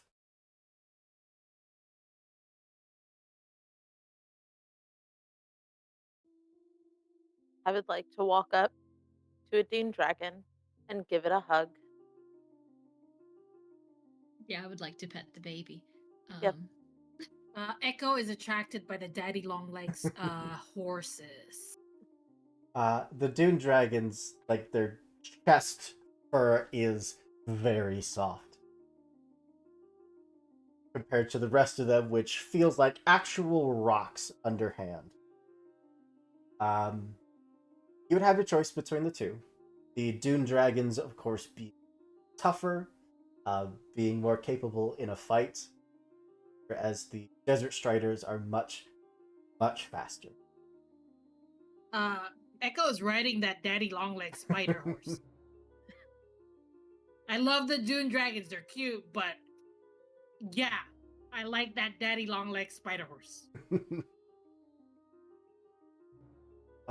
The head of your sand strider has those like almost like sheep horns that kind of curve out and around, and it might just be rumor, but they believe that those horns actually conduits for magic. They're kind of like dowsing rods. It lets them search the weave of magic that flows through the desert to find things like underground water springs, find vegetation, to find safe Maybe I'll places to find a rest. desert squid after all. Ew. So, what's everyone going with? Can I get one of each? Sure. If Are you gonna I ride rope, both of them? I'm gonna switch off. If I rope the, I don't like calling it a daddy long legs horse. Sand But I strider. can't remember. Thank you. I was gonna say I can't remember the other name. If if I rope the sand strider to the dragon, are they like amenable to that? Could they be buddies? Absolutely. They're very tame. They're used to working side by side. You will often see the dune dragons pulling wagons, while the sand striders kind of circle. They keep an eye out for predators. They work as scouts, sending messages to and from outposts and caravans and cities. How much is it to rent these? They'll run you 20 apiece, but if you bring them back in one piece, you'll get back half that. What I'm if gonna look I to want to Cadence. keep one for myself, like forever, 20. like a pet? Interesting. I mean, we can only go as fast as our slowest mount, right? So if we feel like it's necessary to go with the beefy lads. I mean, unless we just like having the magic boys along, which is also valid. They 'cause are they're fun. faster. There are not usually striders left this time of the day, so I didn't think we'd find any. Where are the horses? These are the horses. You're looking at him. Have you not seen a horse before? I welcome to horses. I don't.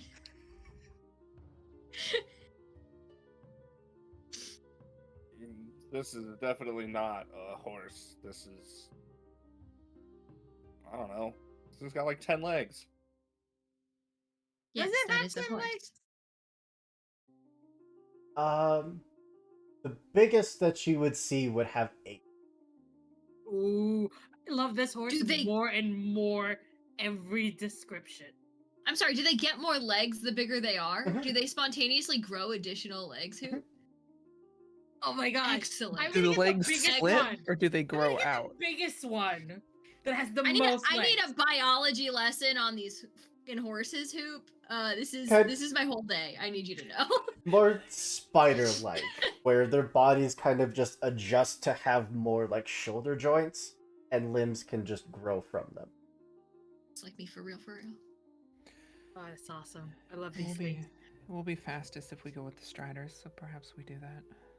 Will we need the protection of the dragons, or will we be all right without it? I feel like we should be able to handle ourselves out there.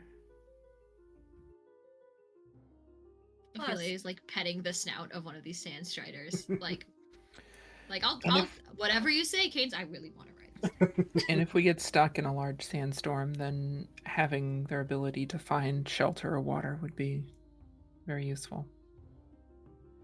This is true. They're so cute. And Echo is like rubbing one of their faces, like they're just so cute. This like abnormally long tongue just like coils out of its mouth and just licks you up the side of the face. And Echo is loving it. All right. Is that a Sand Strider for everyone? Sand Strider and a Dune Dragon for Sprout? How many people can we fit on a sand strider, or are they 1-to-1? Sand Striders are one. Dune Dragons could carry two. Interesting. They're much Fascinating. stronger, sturdier. I'm still hugging a dune dragon as I turn to look at Cadence. Are you sure we can't take a dragon? Well, like I said, they are imported, and most of them will come through Straya. So if you want a young one to raise, you can probably find it in the capital. Done. I'm gonna give this dragon a pat. I love you, but buddy, you're too Yep. old. You've got a Maybe good it's a life younger ahead of you, model. I'm sure. I'll go jump onto a sand strider. So the total, as long as everyone is taking one, is going to run you. Oh god, I always forget the name of the currency. Zenny? Zenny. Zenny. 100 Zenny total. Do you want to take it out of the party funds? We got If it's in the party fund, yeah. don't I even think we know got how much we have in 700. party funds. Party funds. Sweet. That way I don't have to keep an eye of my funds.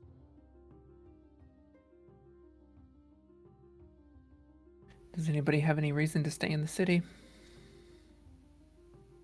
Were we going to see your friend here, or is that in another city?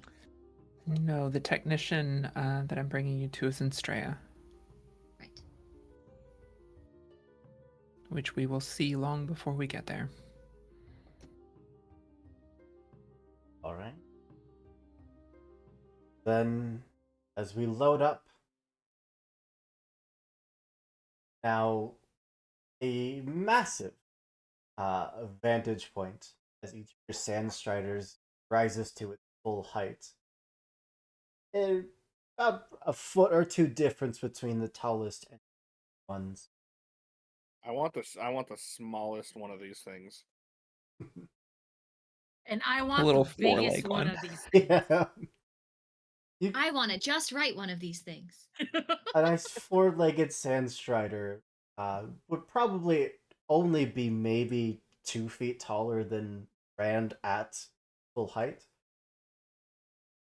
Even then, you're getting quite the boost vantage point. But as we load up, as the handlers kind of run down of how to guide them, how to listen when they're trying to guide you, load you up with supplies and feed for them, and of course take your money. Of course, gates are open. You are free to make your way up their reinforced tunnel. We didn't have to leave like a driver's license or like an insurance card or anything like that. Credit card on file for Oh, they trust you. incidentals.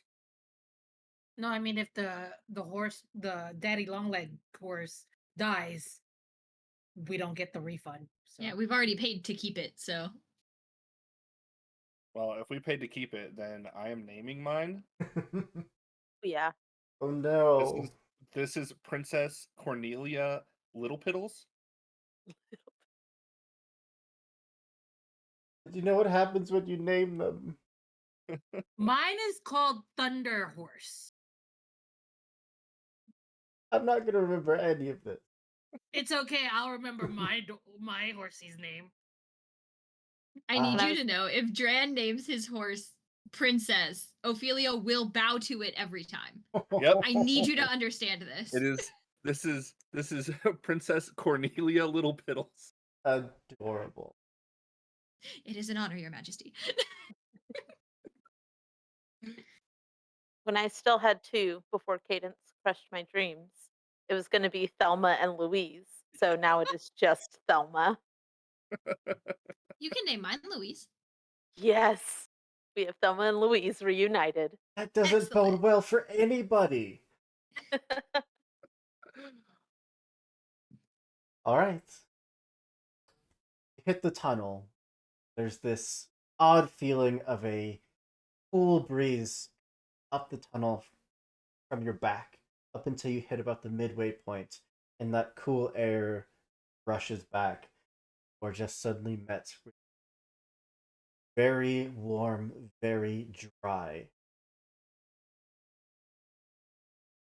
Get closer and closer to the top of that tunnel. Smell the desert air. Feel the heat already prickling against your even before the sun really hits you. We crest up. Take your first steps to the desert. One monument absolutely draws your attention. So strikingly different everything else around it. Are tall glass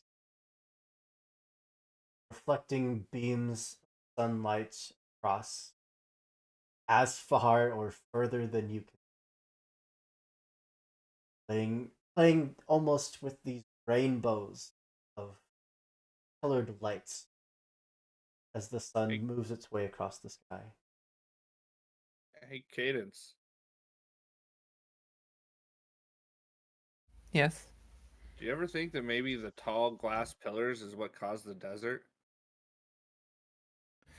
Those pillars were there long before the desert was.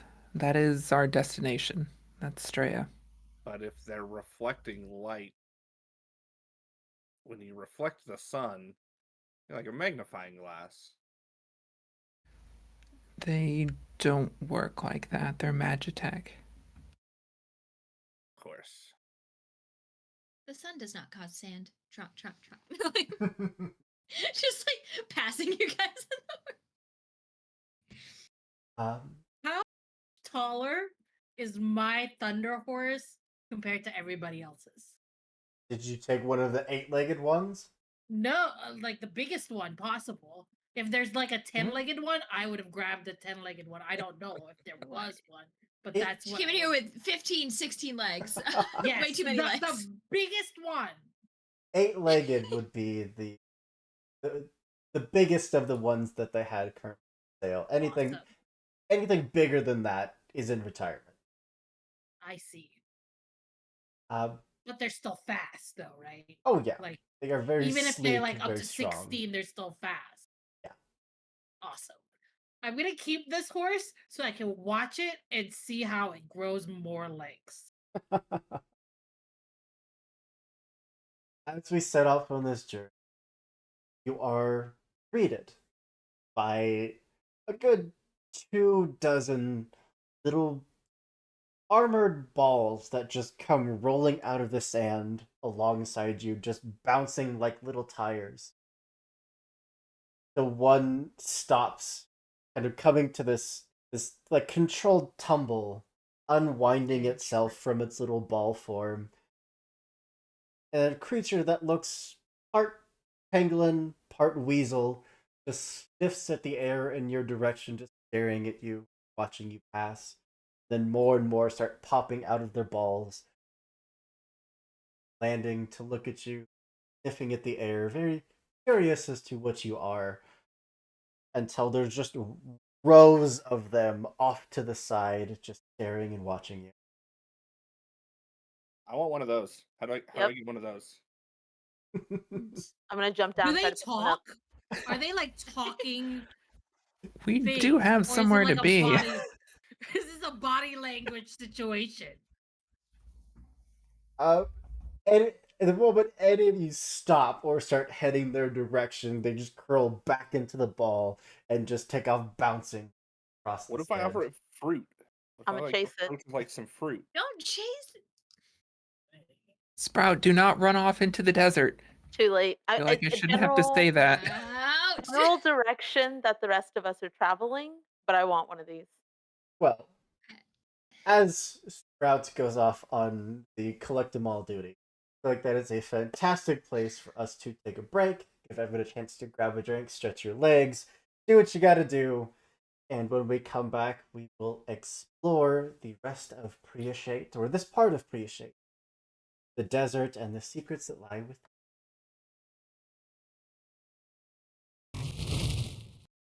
And welcome back. Where we left off, we departed from the city of Abark and on our new Sandstrider mounts, mixture of horses, fighters, and rams, we took our first steps into the desert and we were immediately sidetracked with the little pangolin weasel creature that stopped to watch you pass as Sprout veered sharp left and went to go chase them when they turned back into their roly-poly forms and started to bounce off across the desert.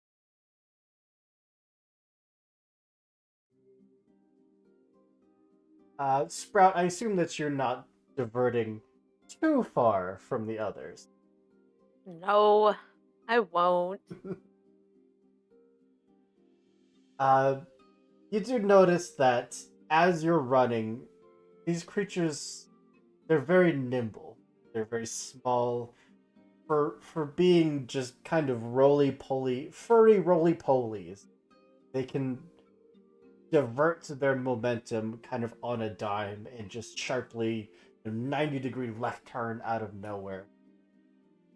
But still, they all seem to almost run parallel to you. Like, they don't want to be caught necessarily, but they're kind of making a game out of it.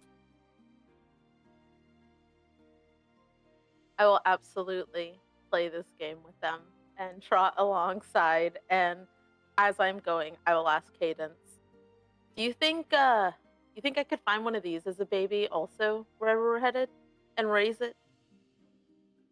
I'm not certain. They're wild animals, so it's possible. Okay. That has solidified Sprout's conviction. And so I will be catching one while we are out in the wild. Do not want to miss this opportunity. Enough. And these creatures are called Tangles.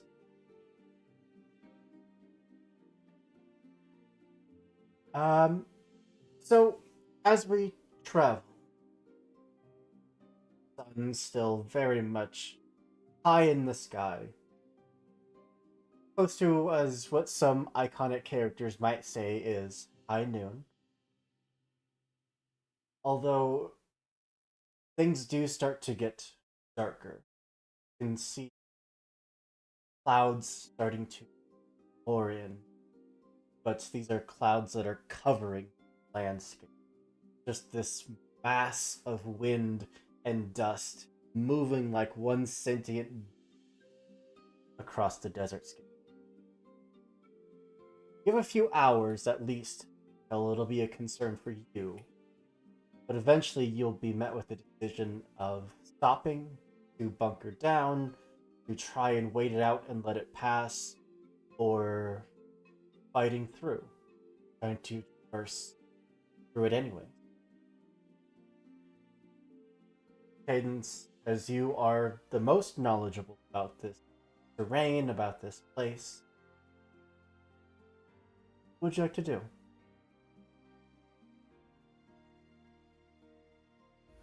I think I'll pull the whole group to a stop. I think this is what we're looking for.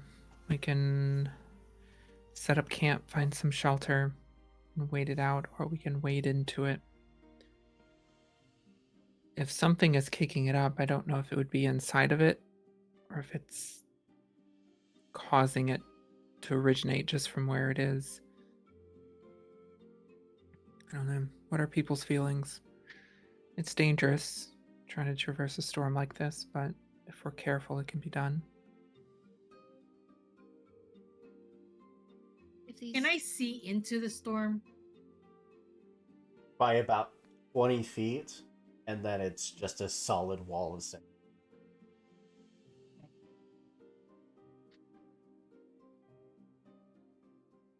If these individuals got caught in the storm, would they... Do you think the storm would take them with, or should we be looking where the storm is coming from? That's true. The storm does. I was wondering if the storm was one that was moving or stationary, and this one seems to be moving. So it makes sense. We could set up camp, let it pass, and then head in that What it leaves direction. behind? And if it takes us with, then we know. That may be better than one of you accidentally getting split off during the storm. If we Looks lose at you out Sprout. here, it could be days before we find you.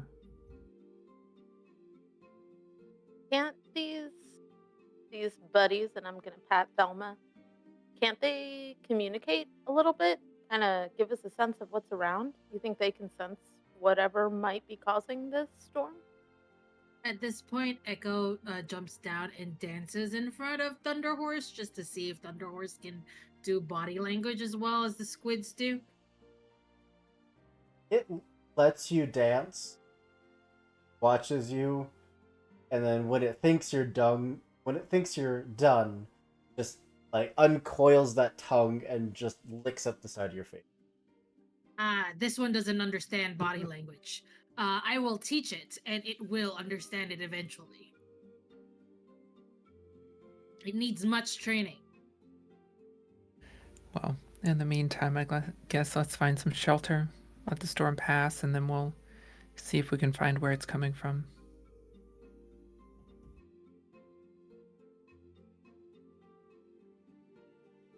It's not exactly hard to find what would be sheltered. Tons of just these rocky crag outcrops jutting up from kind of forming these natural sand barricades. Is there anything that you don't like to do? Well, do have camp actions. Stop and rest. Prepare to weather the sandstorm.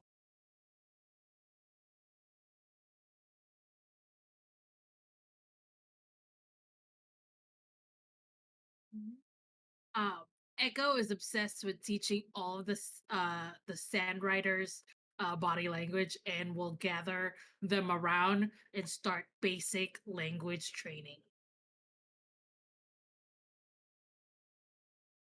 I feel like it would become pretty apparent that these creatures have absolutely no clue Echo what you're does doing. not give up, and it's okay. I can teach a Cyclops. I can teach Aaron, they're the certainly Sand interested. Riders. They are watching you. But the extent that they're returning this body language seems to be minimal. It's Still, okay. they're intrigued. I'm also We'll get there bonding with eventually. them. Yeah, I'm bonding with them. It's fine. Absolutely. Also, Anything anybody else? can approach if they want to. I think Ophelia would approach briefly, if only to say, like, "Oh, I did not realize you were a teacher as well." Oh, yes, I am. I teach many, many things. Do you often teach animals? Yes, I do. Interesting. Yes. Fascinating. It usually works a little bit better with the aquatic animals. Um, Land Mm. animals not so much, and it's not really their fault. They're usually very, very thirsty. They don't realize how thirsty they are until, Mhm. because they haven't spent all of their life in water. Usually, if your brain has water in it, you're a Mhm. lot smarter. Um, Science. Science. I have not heard of this study before. Okay. It's Hmm. okay. There are many things you can learn by traveling, and this is one of those things. This is true. All right. Thank you for sharing your knowledge. You're welcome. I have many of them. Um, setting up camp, setting up your shelter, nailing things down, staking them down into the sand, getting ready to absolutely weather whatever is headed your way.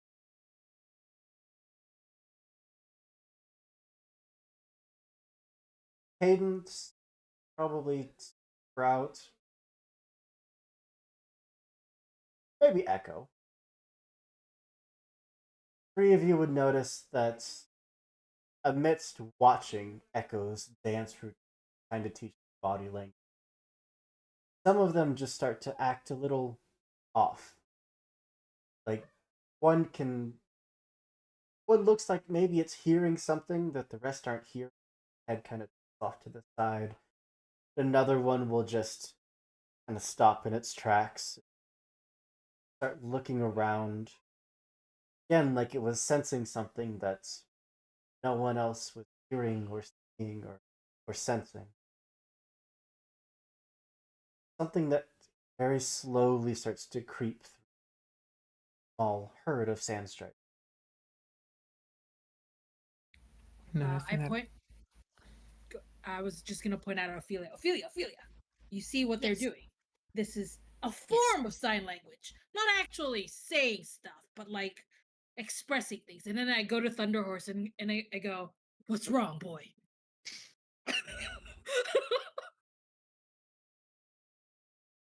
Ophelia is watching intently, but is entirely unsure of what is happening. Just like I. Okay, And I don't understand. I believe you I wholeheartedly. don't I know. do not All understand. I know is just that the my daddy long legs horses are not feeling well, and I want to Mm. calm them down. Mm. That's why They I do go, seem "What's wrong?" uncomfortable. Yes. This does translate. Are they thirsty? I pull out a water thing and offer it to see if they will drink it. They don't seem thirsty. They They are seem not thirsty. Hmm. agitated. Do Hmm. we see like something actually prowling through the herd of them? No. Or do we just kind of see like the wave of anxiety kind of passing through them? It seems the closer the sandstorm is getting, the more agitated they're becoming. I think they don't like the sandstorm. Which, understandable. Nobody would like a sandstorm.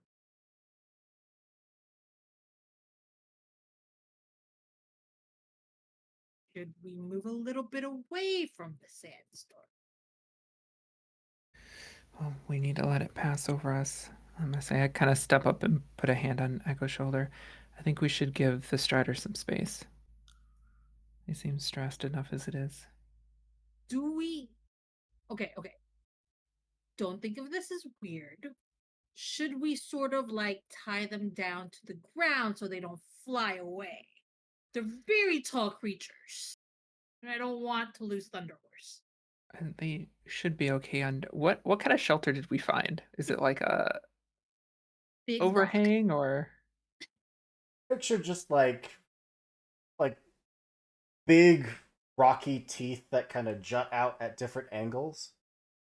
and kind of create this, safe space underneath.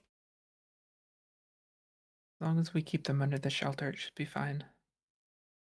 Okay.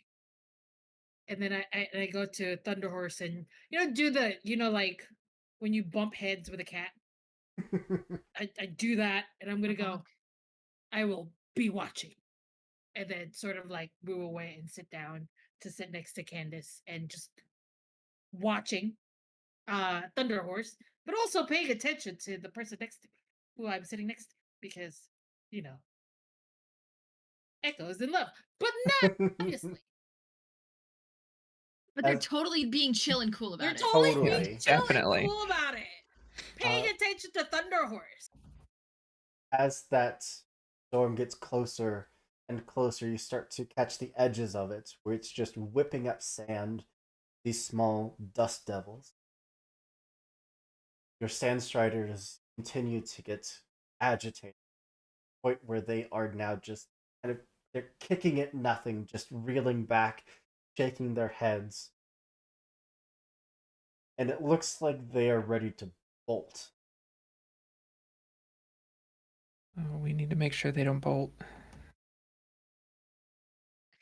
Ophelia's just standing next to one of them, just stroking the nose, trying to be, that just a calm presence. It's probably not working, but they're just like, What how do would we I do? calm down a child when they're freaking out? Okay, how do I do Fair that enough. without words? Because these are horses. What do we roll to like get them to calm down? Like, is there something we can do? Roll to vibe. Yeah. I would take willpower. Okay, I'm going to do that for my Like I'll do it too, but it's not gonna be good. I got an 8 and a 7. Absolutely. It. I'll wait until We can just pretend I didn't. Okay. We can soup. That's a critical fail. We can pretend I didn't. We can super pretend I didn't. These sand striders. I mean, as you're up in its face trying to calm it, you can tell that it's not trying to run from you. It's agitated, and they're almost posting up to defend you. Like they can sense something is Babies. coming. They know you can't, and they just don't know what to do. My babies. I love them. I will die for this horses.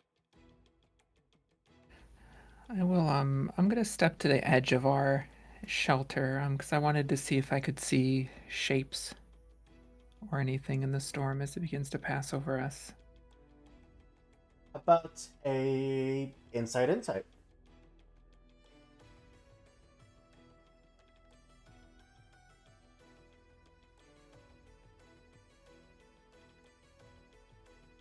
That is 11 total.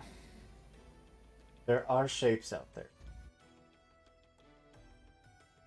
They're not moving at the same speed that you would expect ever-growing winds to be carrying things along the desert. They're actively stopping at points and almost moving in this circular pattern around. Turn back to everyone else. I don't know that something is sending these storms. I think whatever is causing them is here, around us.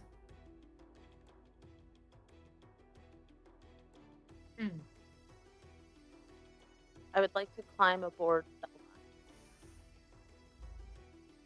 Kind of seems like our best bet. These things can probably move faster than we can in the sand, so We need to run. That might be a good idea. The sandstorm is a problem, though. I mean, I guess we can leave it and run through, but if we can take care of it, that would be I mean, best. We can stay on the horse and stay here if need be. Do you think I we can- can do that? I can fight while riding. Is everyone else able to do that? I can try. punch things. I am Sounds still not like- designated for combat. Sounds like a good thing. Like we could do it if needed. I lost my pen. Speaking of combat,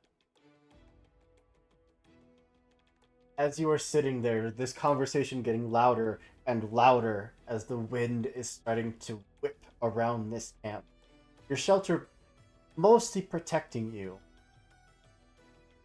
Until, especially Cadence, as you have been kind of tracking these creatures, you see some of these silhouettes just start almost crawling their way towards your camp.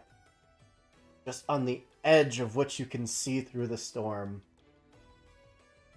They look almost humanoid, but as if their entire body was made of sand. And limbs just kind of breaking away and disappearing into the wind, reforming themselves as you to crawl. I need everybody to roll up some initiative. I think we've been Yes. spotted. I definitely know how to roll Have initiative. to. So I everyone definitely need to should roll have initiative. a initiative modifier. Yes. Do we? I only have. It shows It zero. could be on my zero. name. It could be 0. If you have armor, it could make it negative. I see. It is 0. And what do I roll to get? I don't know. What do I roll? I believe it's dexterity insight, but I am double checking that. I could be. Let's see. Dexterity plus insight. Yep. Awesome. I rolled 2 7s. 14. I had 12, and I will, as always, be acting before combat starts. Yep. I also that's had- that's a 17. 17. Okay.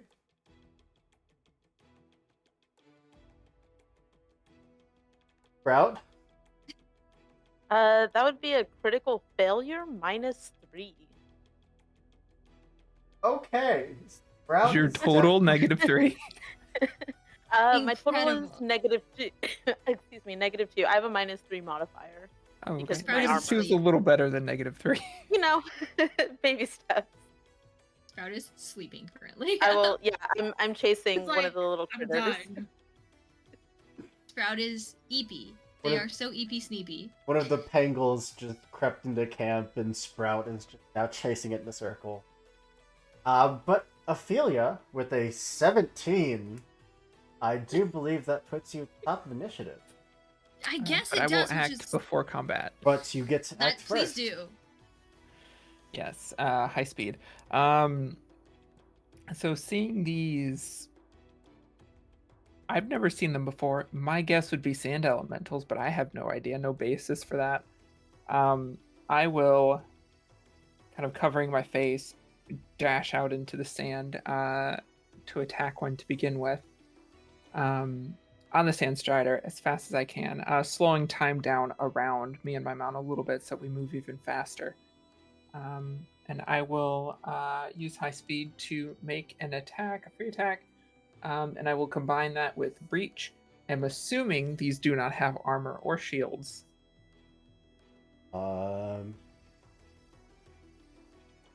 No, they do not.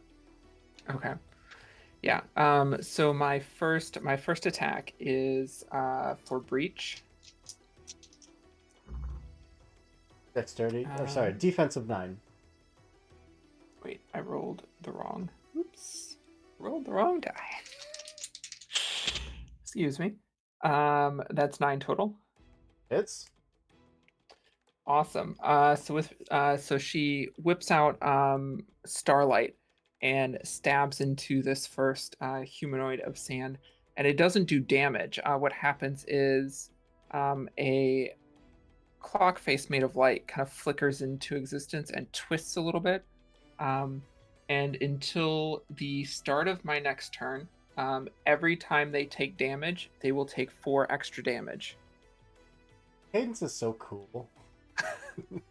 And then whipping my sword out, spinning it over my head, and slashing down for my actual attack. Ooh. That's 18. Yeah. Yeah, I would say that hits a defensive 9. Cool. Yeah, there was a 10 on that D10. So that's 20 plus my extra 4. That's 24 points of dark damage that ignores resistance. Just cleave into this thing, and like a hot knife through butter, the blade just carves through. You hit there's a moment where you hit something solid about the midsection of it, but then continue to just cut through. And it does immediately start to collapse. Body just no longer able to hold its shape. And even as you're turning to look for the next one, there is just this thunderous boom, and fire just washes over you and anyone nearby. So, it legitimately says deal damage to the attacking creature and every other creature in the scene. So Jesus. this thing blows up and does 5 damage to everybody. Oh, 5 I'm fire gonna die in damage. this scene. They explode. I see that.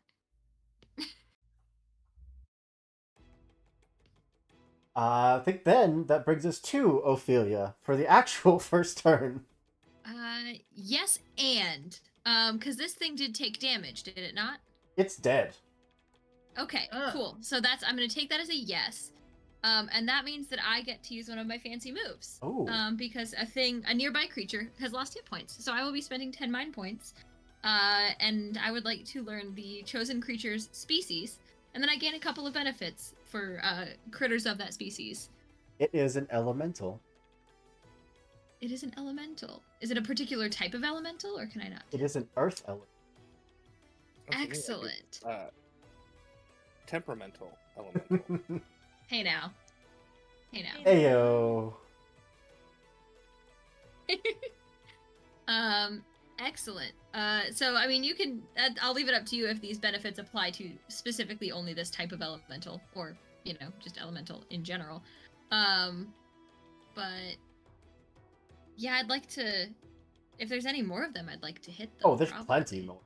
Yeah, I'm gonna. Well, I want to hit one that is a little bit farther away, if I may. Yep. You have a ranged attack? Absolutely. I have hands that are I have hand that are projectile weapons. So yeah. Yes, very much I would like to hit it. Defense 9. Let me try to remember what my attack is.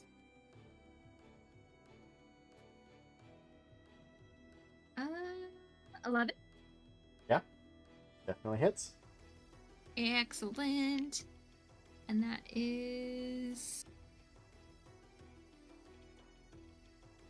6 plus 8 is 14 plus the bonus is I think 3. So 17 damage. Yeah. Fat. Just aiming for the moving shadow in the sand, you take the shot. And it does explode, but that does seem far enough away that no one caught in too much of the blast of fire. Excellent. Are you? I do not want to keep doing this, but Are you mounted on the back of the Sandstrider or on foot? I think I'm still on foot. If I'm being true to the fiction, I think I'm still on the foot, and I was petting him. You could mount the Sandstrider if you'd like. I probably could. I don't want to get the Sandstrider in the fight though. So unless it looks like we're gonna run, then I'll hop on. But if it looks like we're staking it out, then Ophelia was told these are not the fighting ones. So All right. I think that brings us down to Echo. All right. So I am going to. Is there anyone that seems to be suffering from a status effect that I've noticed from the other two, or no? Any allies or enemies? Enemies. No? All right. I'm just gonna use Thunder Horse. Thunder Horse and I are gonna ride as close as possible to Ah. one of them, and use my rapier to sort of poke it with a stick, I guess. Go for it. Defense of Alright. 9. Defense and mind.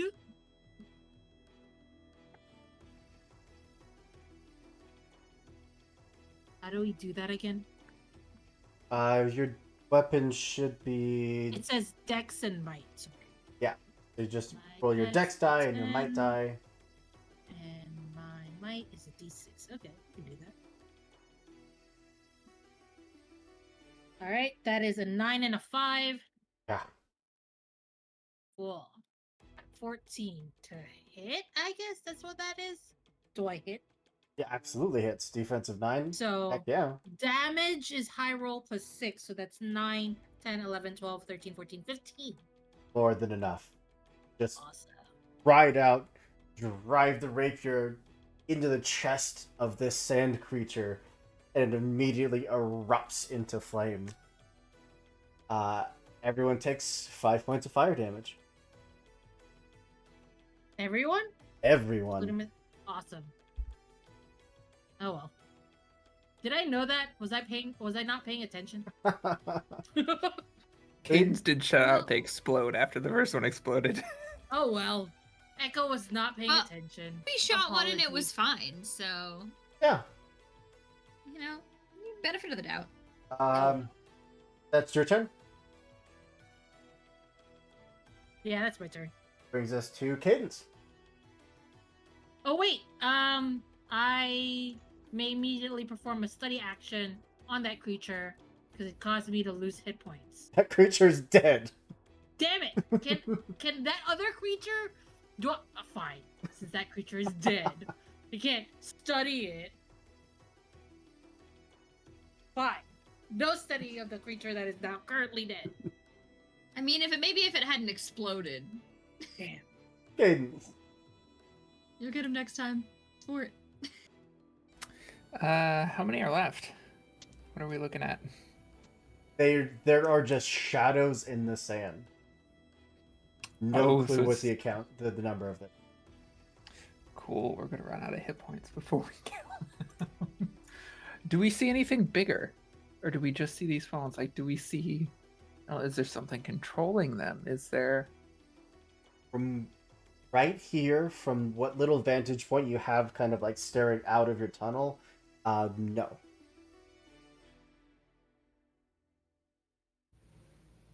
Okay. I will just keep attacking then. I will... Yeah, so I'll kind of whip around and swing at another. Again, breach, even though I may not need it because they don't seem to have very many hit Yeah, points. 'cause these things are fragile. Okay. Yeah, then I'll swing. One of my camp activities lets me once per rest cycle, I can grant an attack multi 2 or increase its multi property by 1. Ooh. So I'm going to do that and stab. Very Just kind of cool. stab one and swing at the other. That is... Ooh, I got really worried. That's 12 total. Yep. Definitely beats defensive 9. Yeah, that's my high roll's 9, so that's 19 dark damage for both of them. So I stab one and whip around, stab the other. There's 2 thunderous explosions that you can hear over the sandstorm as everyone takes 10 points of fire damage. Could we stop setting Drawn on fire, please? If you have a better solution, then by all means. Is that your turn? Yeah, I'm very close to crisis. Right, you are up. These things just keep exploding left and right. How many? Like, we can't really tell how many there are. There are just shapes in the sand.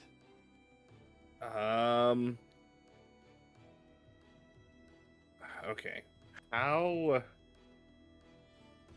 I guess because these are desert creatures, freezing everything around me would probably be a bad idea. Yeah, it'd probably kill my sand strider.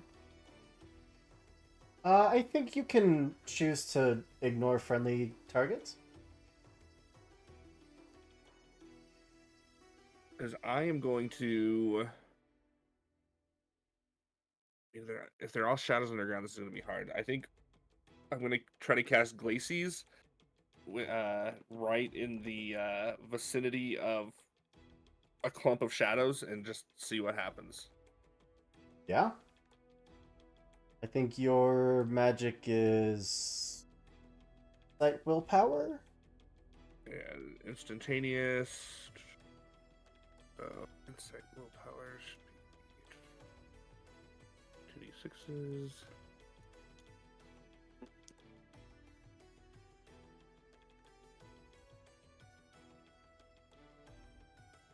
That's gonna be a miss. That's a 7.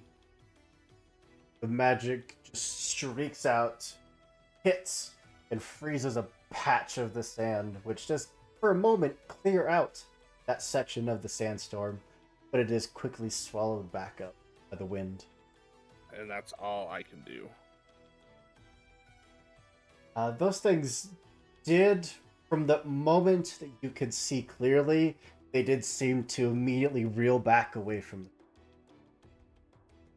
them. Okay. Well, that brings us to them. I killed, I believe, 5 of them.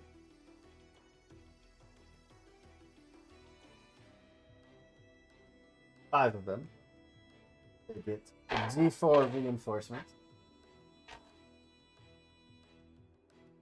We're gonna put, or randomly allocate these attacks. 3, so 1 on the Grand, 1 on the Sprout, 1 on the Cadence, 2 on the Cadence. I may die.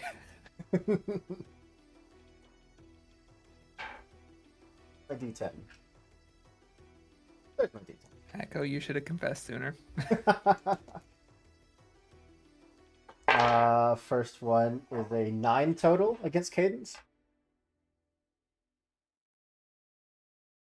Nope, my defense is 13. Ooh. This thing just kind of inhales like it's about to just spew breath at you, but then its limbs just crumble and fall apart, and like from its chest, almost like chest burster style, these fiery limbs just reach out to try to grab you.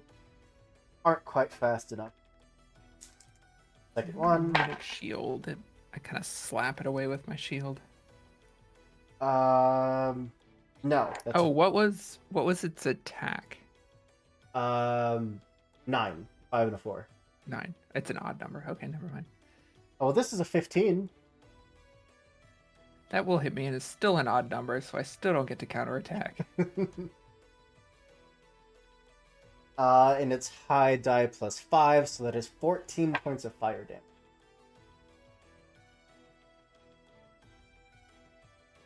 Better be a. And it was a dream. You said 14. 14. Yeah, Cadence rolls back. She is not looking good at all. I'm in the single digits. These things just continue to swarm out of the sandstorm. We'll do 1 on 2 Drand. Is a 15 total. Yeah, that's gonna hit. For high die plus 5, so 13 points of damage. Okay. And the last one onto Sprout. As you're finally getting into the fight, your companions are attacking these things. There's explosions everywhere, and one just rises up out of the sand to try to give you a fiery hug. For just crazy high numbers. 19. Yeah. Yeah. for 15 points of fire damage. Holy shit. I think we might need to retreat. And that's it. Jesus, who? Sprout. I mean, they have 1 hit point. It doesn't mean much right now. Explode.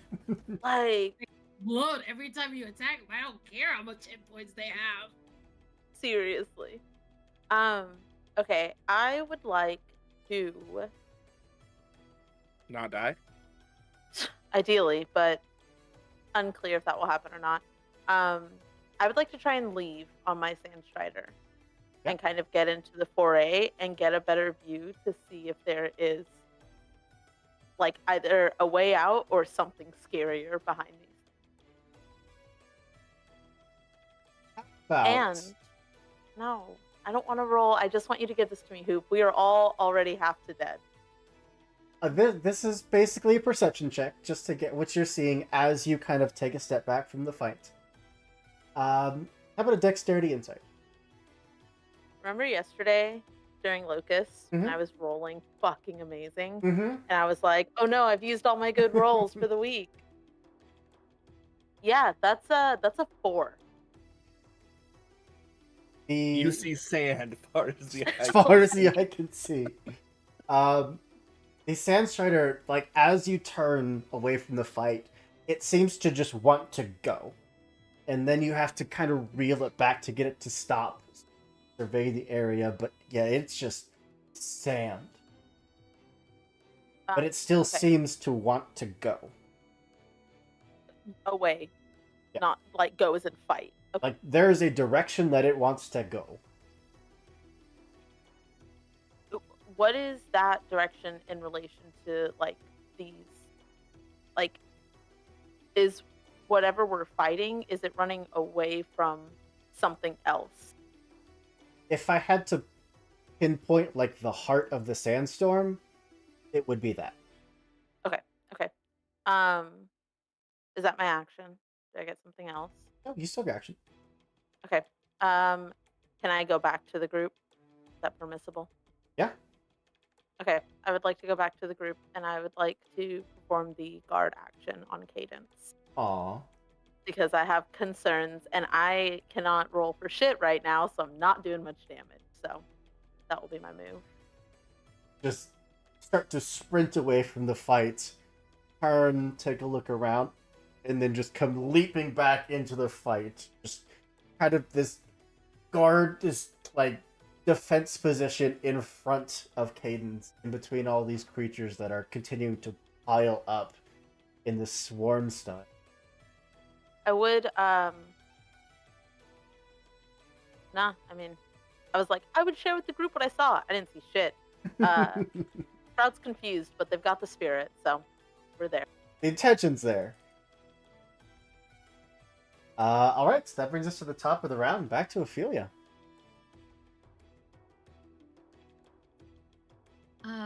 Okay, so, well, seeing there's a bunch of these fools, and it looks like Sprout is like doubling down and trying to guard. Mm-hmm.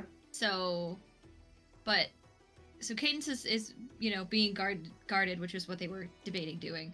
So I think they're going to go try to make a potion, try to make some sort of spray weapon. Or spray heal. We'll see. If I can find the one thing in this game that needs d20s. Let me... okay. Cool. I have d20. So, let's see. I'm going to spend perhaps too many inventory points to try to make this happen.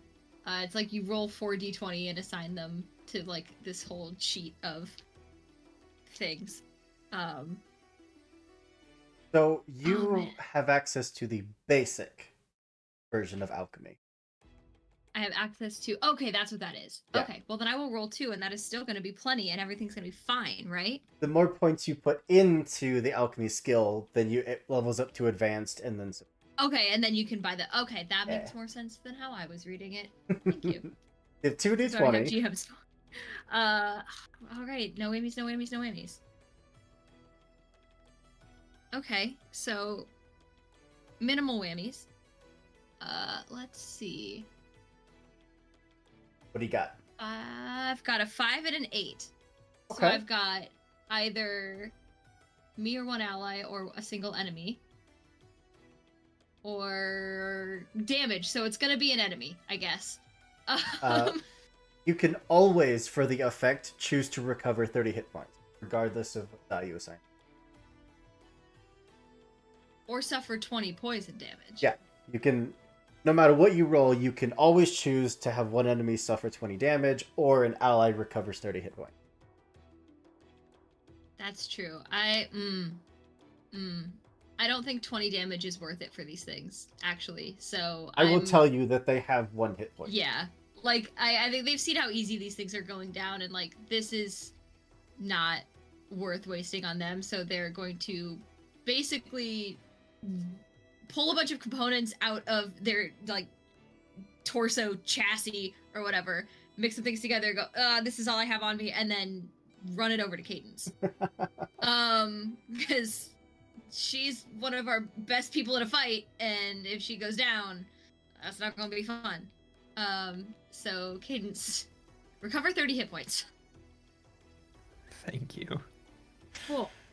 I think that's all I can do this time. Unless something new has been heard. Yep. I mean, I can find out Cadence's species and gain bonuses to injuring them, I guess. You already know how to hurt Cadence. But that brings us down to yeah, Echo. but now I have bonuses about it, Hoop. I'm kidding. I do not want to spend those mind points. Echo. I'm going to use my encourage, where I can use an action and spend 5 mind points to heal Cadence, basically 2 times 5 hit points. And Cadence, you can use dexterity, insight, might, or power or willpower, and you can choose 1 die higher than that, so you get 10 points. I'm basically going to shout, Cadence, you don't, please don't die here. I have a lot of things to tell you, and this is really, really important things that you need to hear, so you cannot die yet. I mean, no, don't die. That's basically what Echo shouts.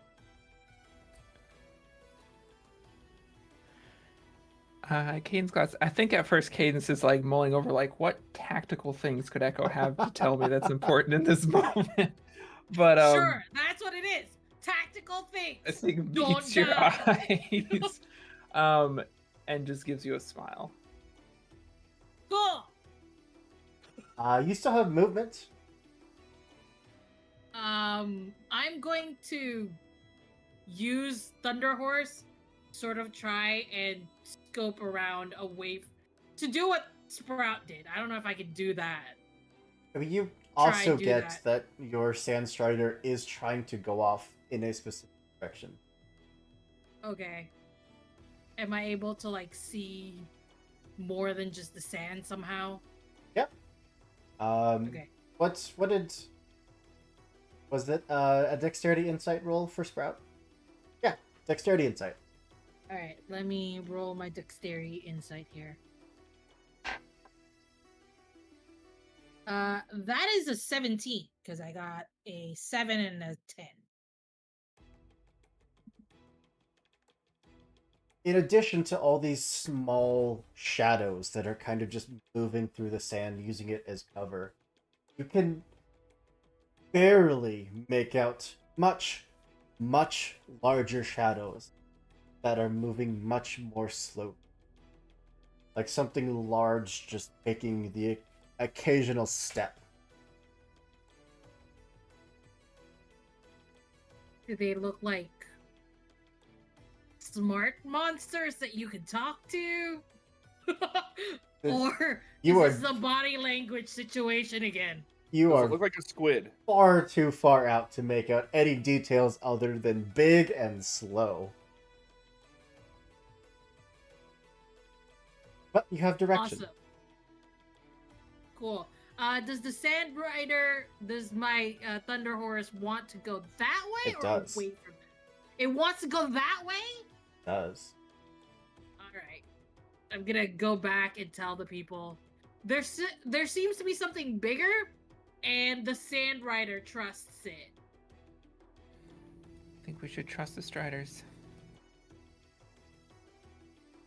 Standing here and fighting, we're just gonna burn up. Brings us to Cadence. Also, Cadence, if you had fire resistance, when this thing attacked you, it would have removed. But I don't think it.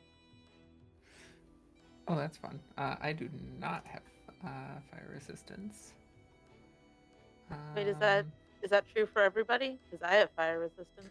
If they hit you with their melee attack, it temporarily removes fire resistance. Okay, good to know. Interesting. I'm gonna look back and forth between. What if they hit these. you and and it's an exploding attack? That does not No, no. resume. I don't really have fire resistance. I just want to know. Do these earth elementals look like they are running from those bigger things? No. No. So maybe those bigger things won't explode. Yeah. So we look at the rest of the group. I think the bigger ones are our target. And I will take off. Can I make it to them in one round, or am I spending my whole round getting over there?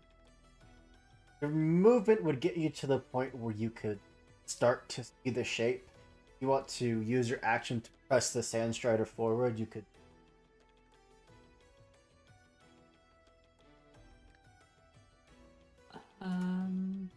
Yeah, I'll do that. Cadence just Because takes off into the sand. once I see them, once I get to the point where I can see them, what do they look like? As you have completely lost sight of your companions, likewise your companions have lost sight of you. I'm gonna Awesome. trust they're behind me. You're rapidly starting to notice that what you're seeing, isn't necessarily a creature, a leg. It is sandstone carved with very similar runes to what you saw in the bark. Although, even as you're watching it does pick up that limb and very slowly move it across the sand and back down. You can see other limbs that are doing a very similar thing. It's very much a construct. Whatever is at the base of this thing, up there at the base of the leg.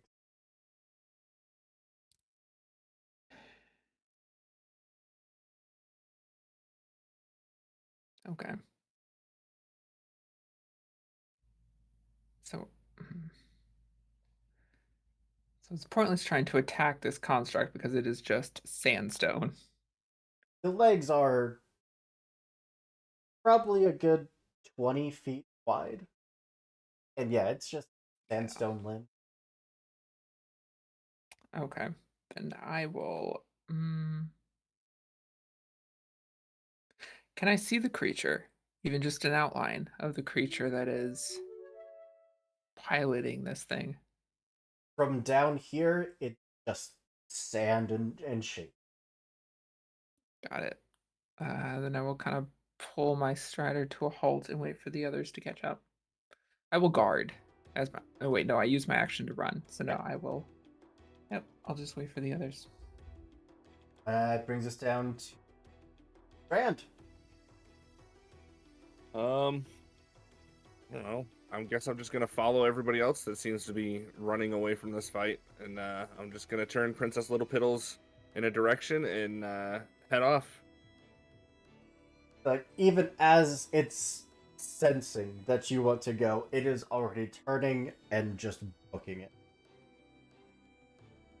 Fair enough. Same thing, just spending your action to kind of surge forward and make it to the thing. Yep. That brings us to them. One reinforcement. randomize. Yeah, because they could chase. We'll go the full d6. That is 1 onto Ophelia. That's 1 onto Ophelia.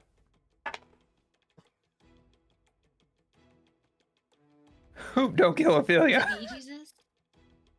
Is it me, Jesus? Can I roll 4 1? No. And then 1 on the Sprout. Everything's fine. I'm fine. Ophelia, first attack is 9 total. Okay. For physical defense? For defense, yeah. Yeah, that'll do it. Yeah. That is going to be 11 points of fire damage. Okay. Second one. That's fine. Oh, is 5 total. That won't do it. Third one is 11 total I sure hope it do. for 12 fire damage. Okay. And then the one on the Sprouts is 7 total. That does not hit me. These things they're lurching out for your companions as they take off into the sandstorm, realizing that their prey is dwindling in number. Just start dogpiling onto Ophelia, just trying to rip you off the sand strider.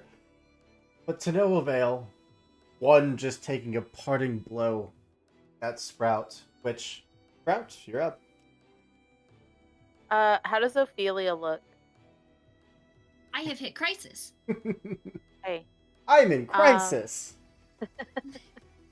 I am in crisis. Monch, like, is just taken down by another one. And Jond and Cadence have gone into the storm. They disappeared. Is Echo still with us? Still or here. Yeah. Okay. I'm gonna use my navigation and tap into Cadence and say, "What's going on up there? Should we follow? Should I stay back?" You'd hear that in your mind. Can I respond? Yes.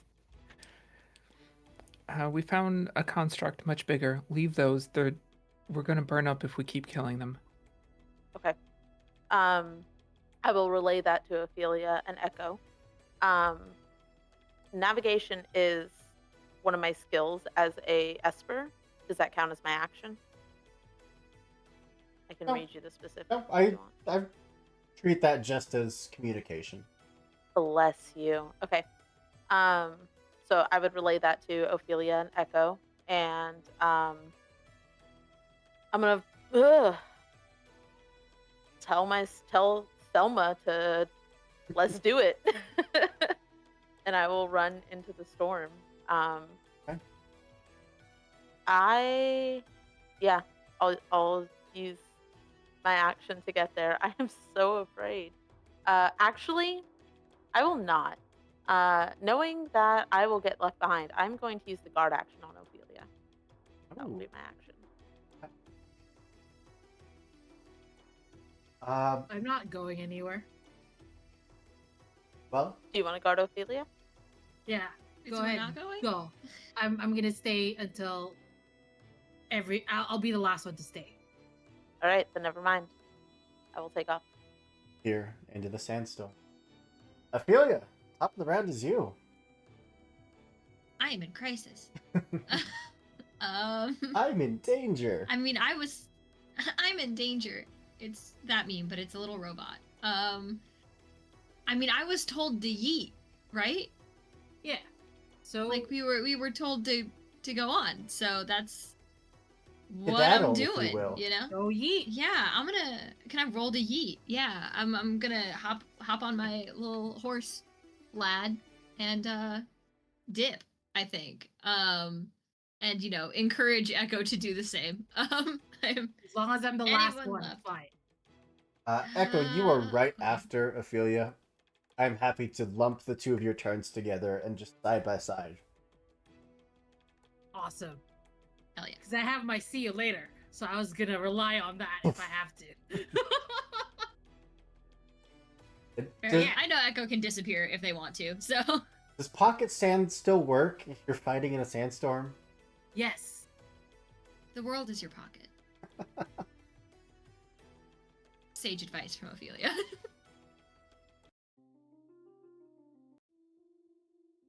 As the rest of you take off, eventually catching up with the others, staring up at this massive sandstone him.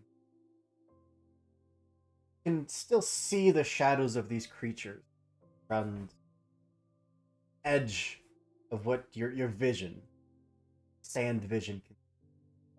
But they don't seem to want to engage. They're stopping, waiting, watching.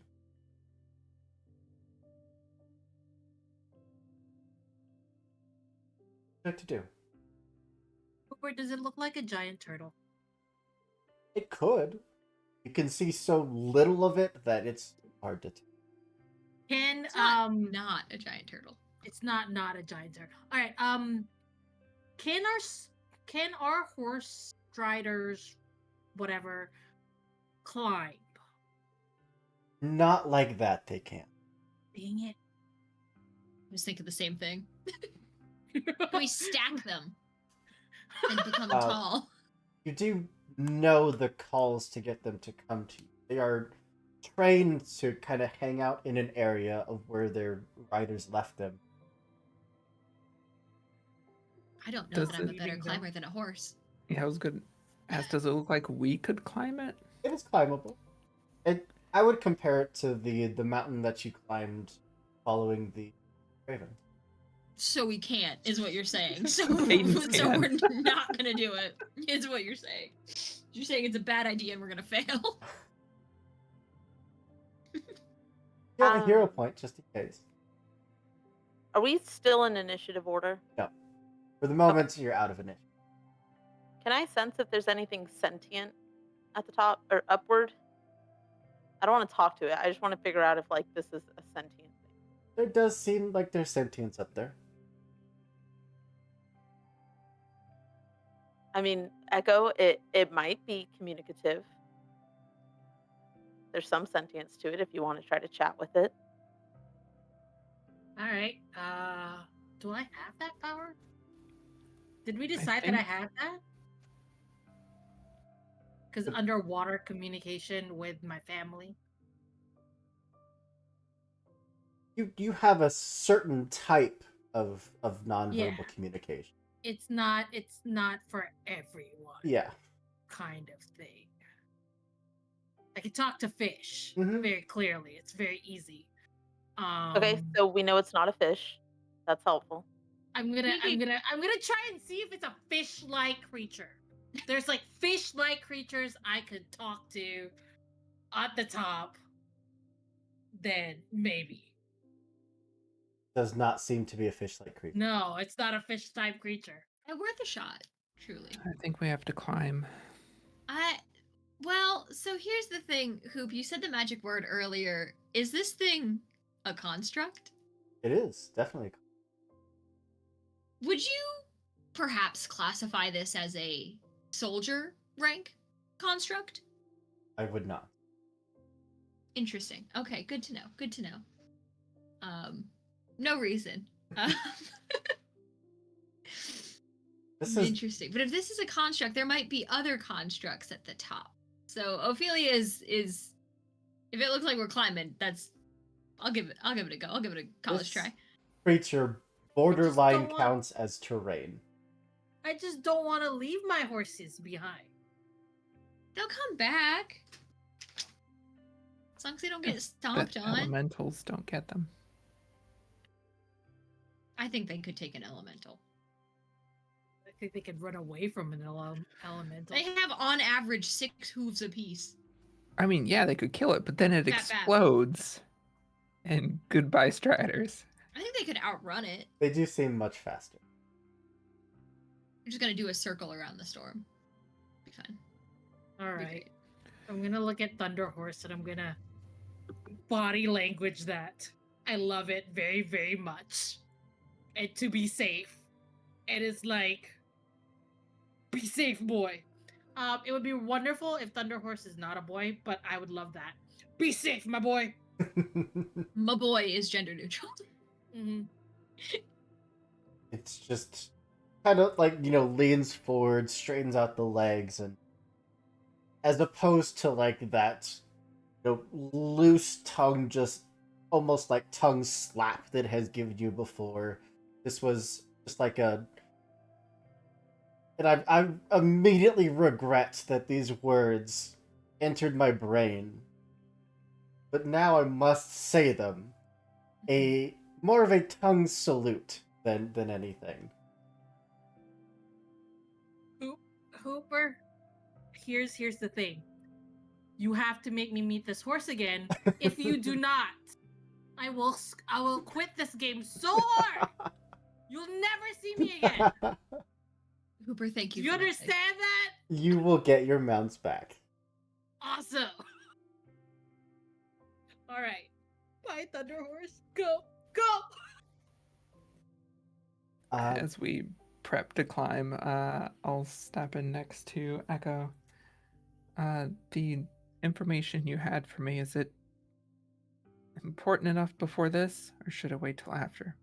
Much after. Don't worry. When we're not in danger. Much. So that's why you have to survive after the danger has happened, because it's a sit down outside of danger conversation. It is something where we have to be really thinking heads together kind of discussion. She gives you a little bit of a confused look, but nods. Well, from everyone that would like to climb, which I can only assume is everyone, I need a might dexterity roll. Difficulty of 12. All right, let's see what my might dexterity roll is. All right, that's not so bad. Okay. Oh my god. Oh, hey, look at that. It's a 16. Beautiful. What was the difficulty? 12. Oh, thank God. It's a 12. I It's a also had a 13. 12. It's a 13 for me, dog. Ooh. One after the other, you all are just absolutely just scooting your way up this leg. Brand, what you got?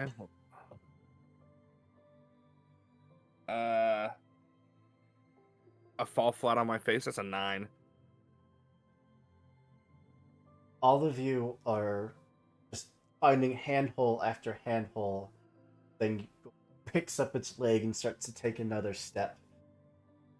As it does, you can all clearly see Drand reach for another handhold, miss, and for a moment is just dangling there. If any of you feel like you would be close enough, would like to try to reach out, I would ask for another difficulty level 12 might dexterity roll. I can do it. I'm going to try anyway. Go for It'll it. be really funny if I fall. All right, that is a 13. Beautiful. Even as Drand is just starting to slip, losing his grip, that shouldn't have rhymed, but it did. Echo just reaches out, grabs onto him, till that leg finally comes to a rest after taking one more massive step.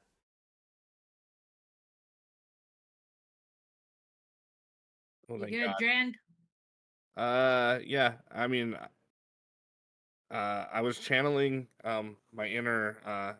There's a play we have back where I come from Huh? called Mission Impossible. Oh, that's great. And I I've was heard just, of that. It's I was, wonderful. yeah, I was just channeling my inner, Mission Impossible here. I really appreciate the assist. Right.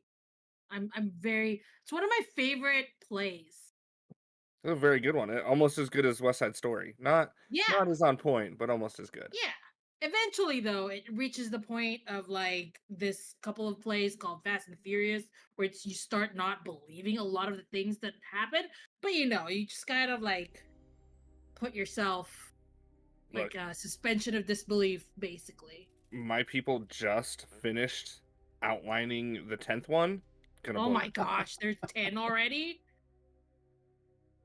As My the favorite two was of the one them where it was are we're having just this talking about- conversation, rest of you all just pull yourselves the rest of the way up, finding that once you pass that halfway point of what would be like an elbow, from there it's less of a climb and more of just a steep inclined walk.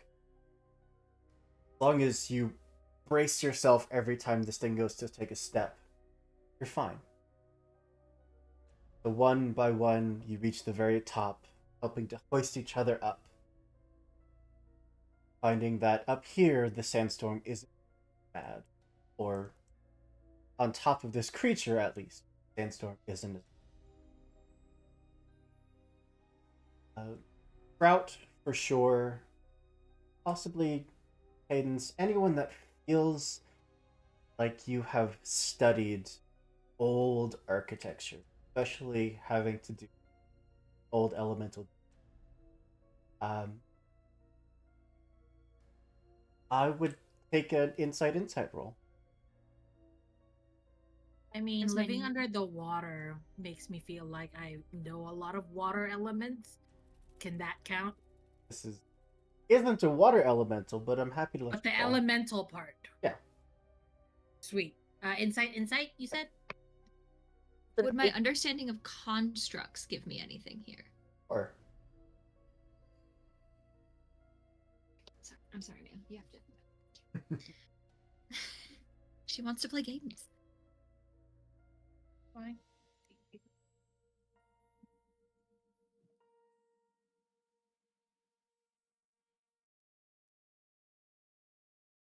I got 2 6s. that's crit. Oh. Oh, sweet. I also got a 12, but not in a fun way. So remember for crits to look at the opportunity table in the rules thread. That's true. Page 4. It's also snipped in our thread in the chat. Heck yeah. So you can either get advantage on the next check performed by you or an ally, which is +4, or you could use this opportunity to strengthen a bond, or get more information. Option. Oh, sorry.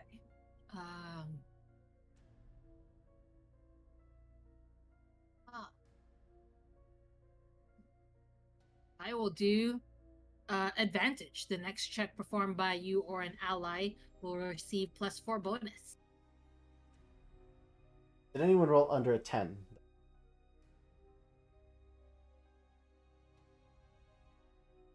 Or Sprout? They're doing their best.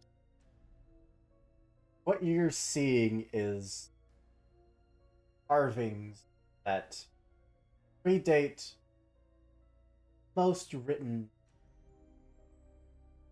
A lot of it is just indecipherable. There are symbols that stick out to most of you. Talking about old deities, talking about the old. Though everything seems so worn and cracked, unnaturally. If this were a creature, would almost think that it was dying from the inside out.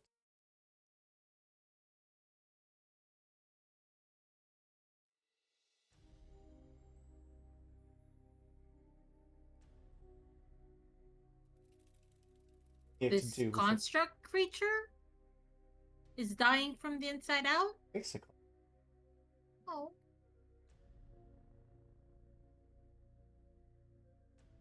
To give you kind of a point of reference where you are not a turtle, but you are staring at a sandstone shell.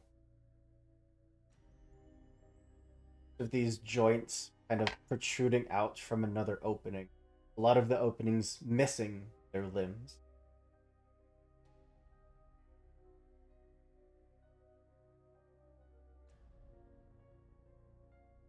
you like to do? Do I get the sense that the sentience is coming from this thing, or is there something up here that we cannot see? There does seem to be something inside the shell. Does there seem to be a way to get inside of the shell? Oh yeah. There's not only the openings of where the missing limbs are, but there are cracks. I'm gonna stick my head down there. Yeah. Very dark. Other than this faint illumination that glows throughout the entire interior of the massive creature. And it seems so much more calm inside there than it is out in the sand.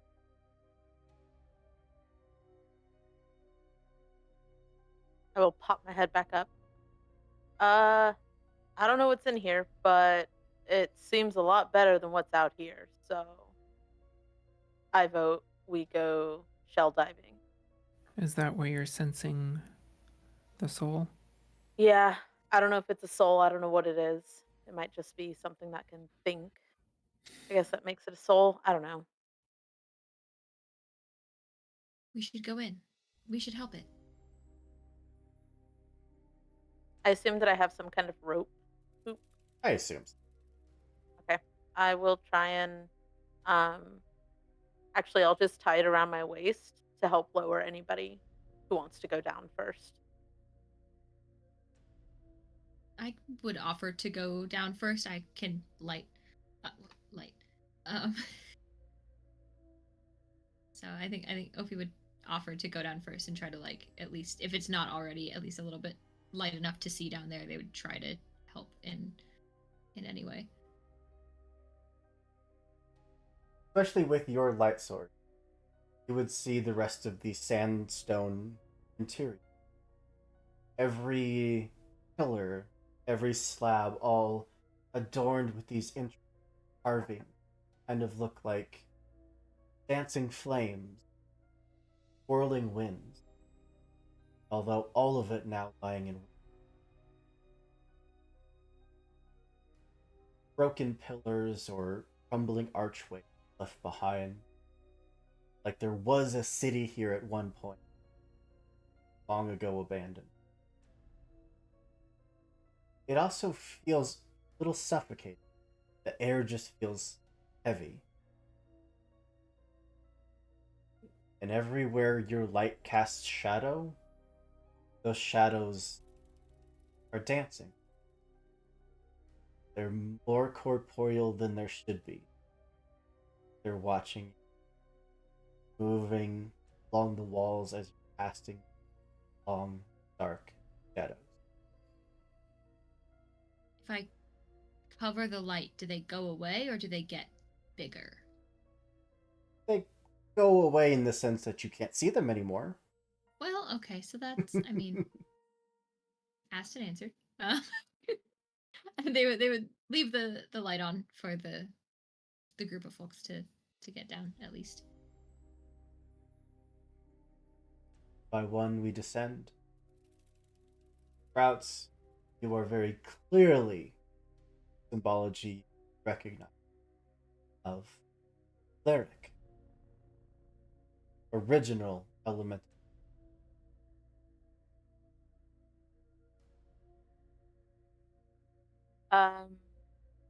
Is knowing now that we're dealing with an elemental and not something scary that can hijack me, I will actually tap into the soul network and try to see what I can sense. If there's if the sentience is from a specific point, and if it is, if I can communicate with it.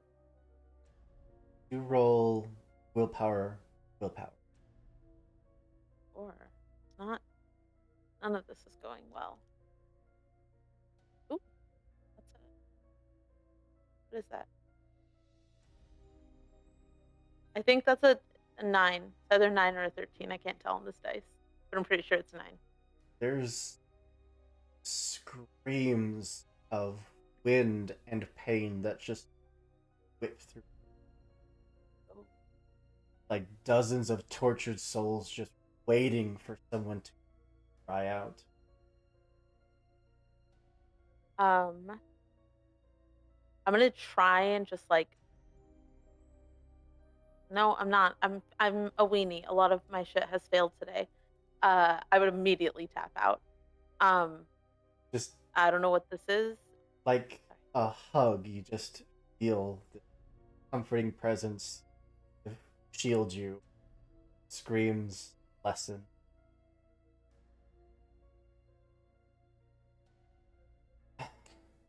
All right. Time to shut them out eventually. Uh, Sprout would say out loud. Yeah, we're gonna have to talk about that later. Uh, kind of under their breath, but certainly not quite enough to, at least Cadence probably heard that. Um, and would just kind of look at the group. There's a lot of pain here. I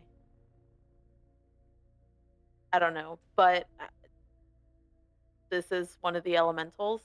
Um, at least one of the deities. I don't. Is there like a thing? Is there like a shape, a person, an animal that's like inside? Could have. Sorry, you could explore further. I am standing firm. I've never seen one inside of a construct like this, but there are dead cities all over the desert, ones that couldn't adapt quickly enough when it appeared. This could be one of them. It certainly seemed like it. Seems like a lot of people suffered here.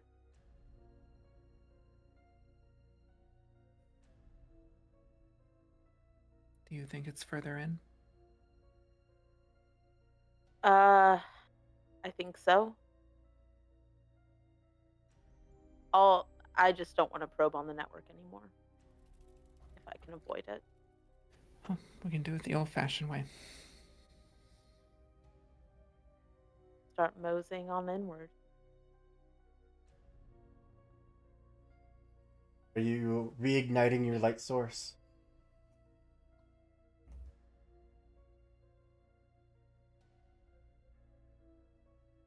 Ophelia? Me? Yeah, yeah. They just covered it for a second, but they brought it back so that everyone else could get down safely. Yeah, you would all very clearly see shadows that are almost haunting you. Nothing moves to attack you. Feed your movement. Dead City is open to you. And I feel like that is a fantastic place us to put a pause in this session. Give us plenty of time to explore the city in the next one, to uncover all of its secrets and treasures, and maybe monsters. But thank you all so much for being here. Thank you to our lovely cast for being just awesome. As always, y'all are fantastic. Love this game. And thank you to everyone that came out to support us. The Gilded Flask, the Lollygaggers, thank you so much for the raids. Y'all are amazing. We heckin' love ya. I do want to go around one more time and give everyone a chance to tell you who they are and where you can find them on the internet.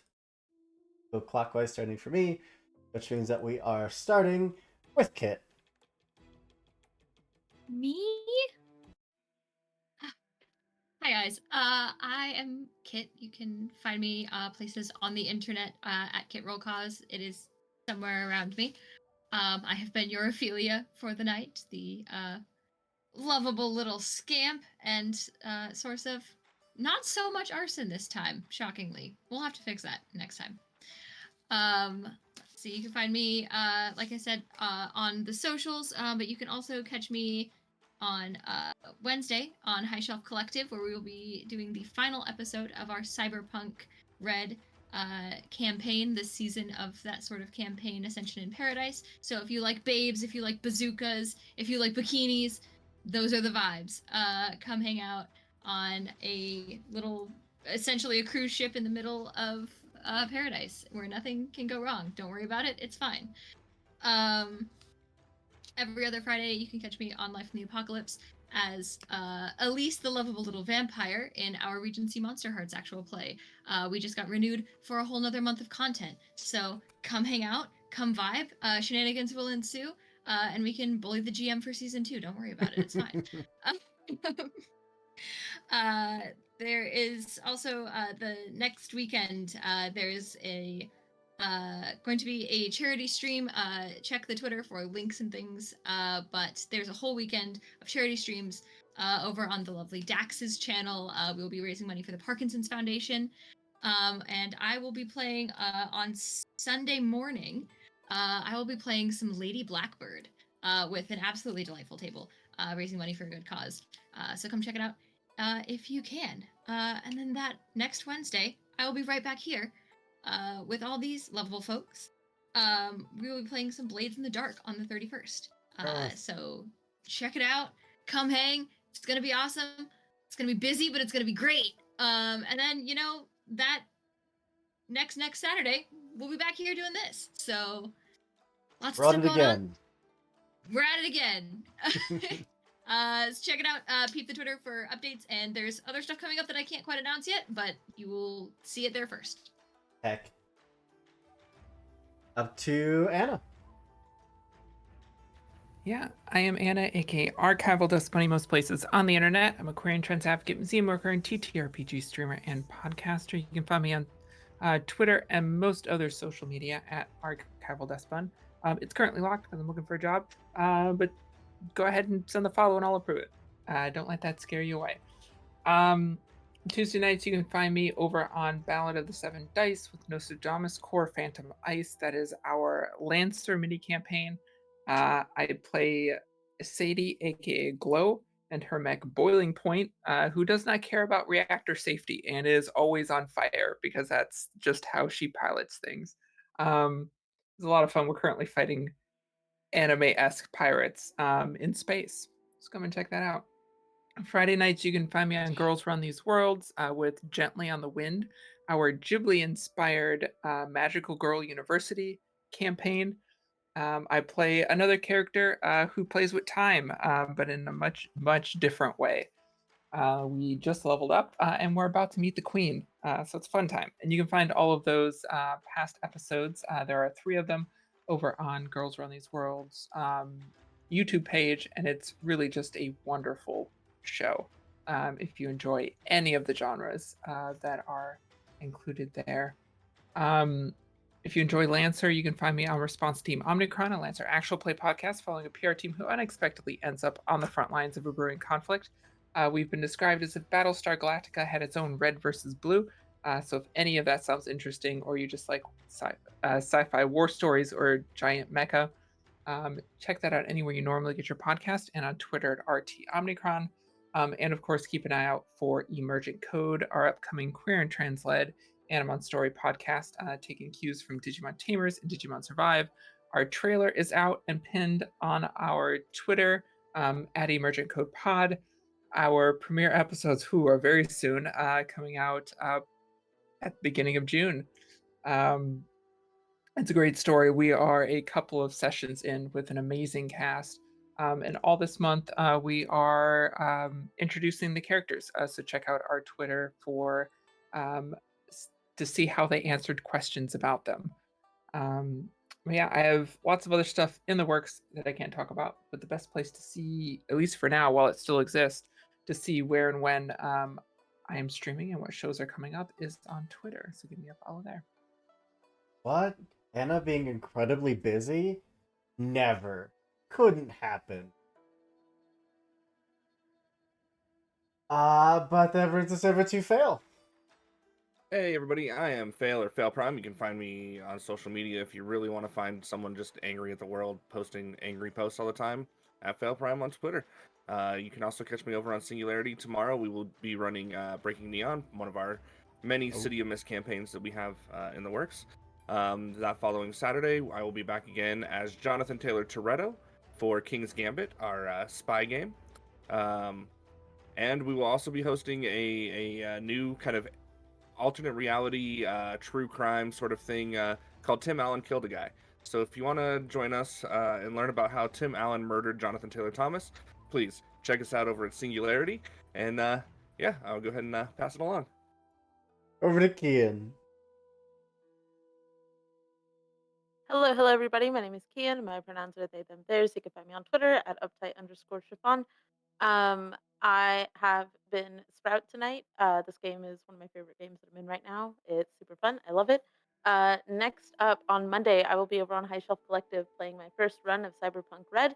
My first time playing with High Shelf Collective. I'm super excited about it. I play a netrunner who does freelance work to support their pro bono veterinary. So I'm super stoked. Aw. Surprise, surprise, I'm here for the pets. On Thursday, I think, Hoop, you can correct me if I'm wrong, I will be hanging out here to play Wander Home, which I am, is that Thursday? Okay, cool. I'm super excited about that. It's my first time playing Wander Home as well. I will be on the 30th. I didn't check my schedule for this. Toward the end of the month, I will be playing Nova. Also here, I'm super excited about our next episode of Nova. It is such a fun game. The cast is phenomenal. Super stoked about it. Starting on the 1st, our Invisible Sun campaign will be continuing over on Sword and Key. We're taking 2 weeks off right now. That's just a wonderful cast. So much fun. We are fighting a plant parasitic thing that is actually one of our best friends, and we're trying not to kill it, but it might try to kill us. There's an angel involved who is messing around with time. It's super chaotic right now. And then following the trend, I have a couple of things that I cannot talk about that are still in the works, but I am super excited. Similarly, as long as Twitter's around, that will be the first place that I will post about things. That's me. Heck yeah. Over to Glyza. Hey, I'm Glyza. I go by they, them. I am a person of many hats. I'm a podcast host, a writer, variety streamer, talk show host. I am also the director of philanthropy over at TTRPG, as well as a partner on the Gremlin Collective. Today, I was in front of you as a TTRPG personality, and I played Echo, who is, I don't know, she's just a bit right now. Like, she's basically like 5-10 bits put together. I'm in a lot of shows. I'm tired, but you know what? It's worth it. To see all the stuff I'm in or wherever you need to find me, go to bio.link/classical Glyza, because it does have all of my links and my schedule, which I updated tonight. You know, I haven't updated it since January, but I have updated it tonight. So check it out. It'll show you what I'm gonna be doing next week, which is actually just 2 things, which is so rare. I'm so proud of myself. But tomorrow I will be on TTRPG playing Mayari or May, a fallen god. We are playing Apocalypse Keys. And I'm very excited to play more of that character. There is definitely a it just imagine Echo, but the opposite, because somebody is in love with Echo and no, somebody's in love with May and May can't tell. So it's the opposite. It's great. But you can just find me everywhere, all over on the internet by going to @classicalglyza, everywhere on all of the socials. That's Twitch, TikTok, Instagram, Blue Sky. Somehow I've scored an invite. You know, it's all there. Especially on Twitter, though, while it's still running. I know we've celebrated about 5 funerals for it now, but it's still chugging along. And I'll be there until the lights are all turned off. Bitter end. Every Wednesday I do, starting next week again, I do book clubs on Wednesdays on my channel, where I read Animorphs. I'm reading all 54 books, including the bonus books, so 64 books altogether. I'm gonna come back to that this Wednesday, so check it out. Awesome. I guess that just leaves me. Of course, I have been Andrew, your storyteller for tonight's game and for most games around here. Though you are going to see a bunch of friendly faces behind the GM seat in the coming weeks, because we have a bunch of great people that want to tell a bunch of great stories, and we are here to support. That's pretty much all I got. Our casting call for next month is closed, but still you can come hang out in our Discord. Link is down below with that big old button that says Discord. It's where we post our casting calls, schedules, and just generally hang out and be giant nerds. I'm gonna throw a raid over to our friends at High Shelf Collective, who I hope are still streaming at the moment.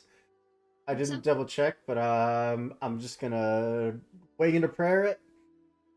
Coming out in 2 weeks, where we come back and explore a dead city that belonged to an old elemental god. Should be great. Until then, be good people, do good things, and we'll see you next time.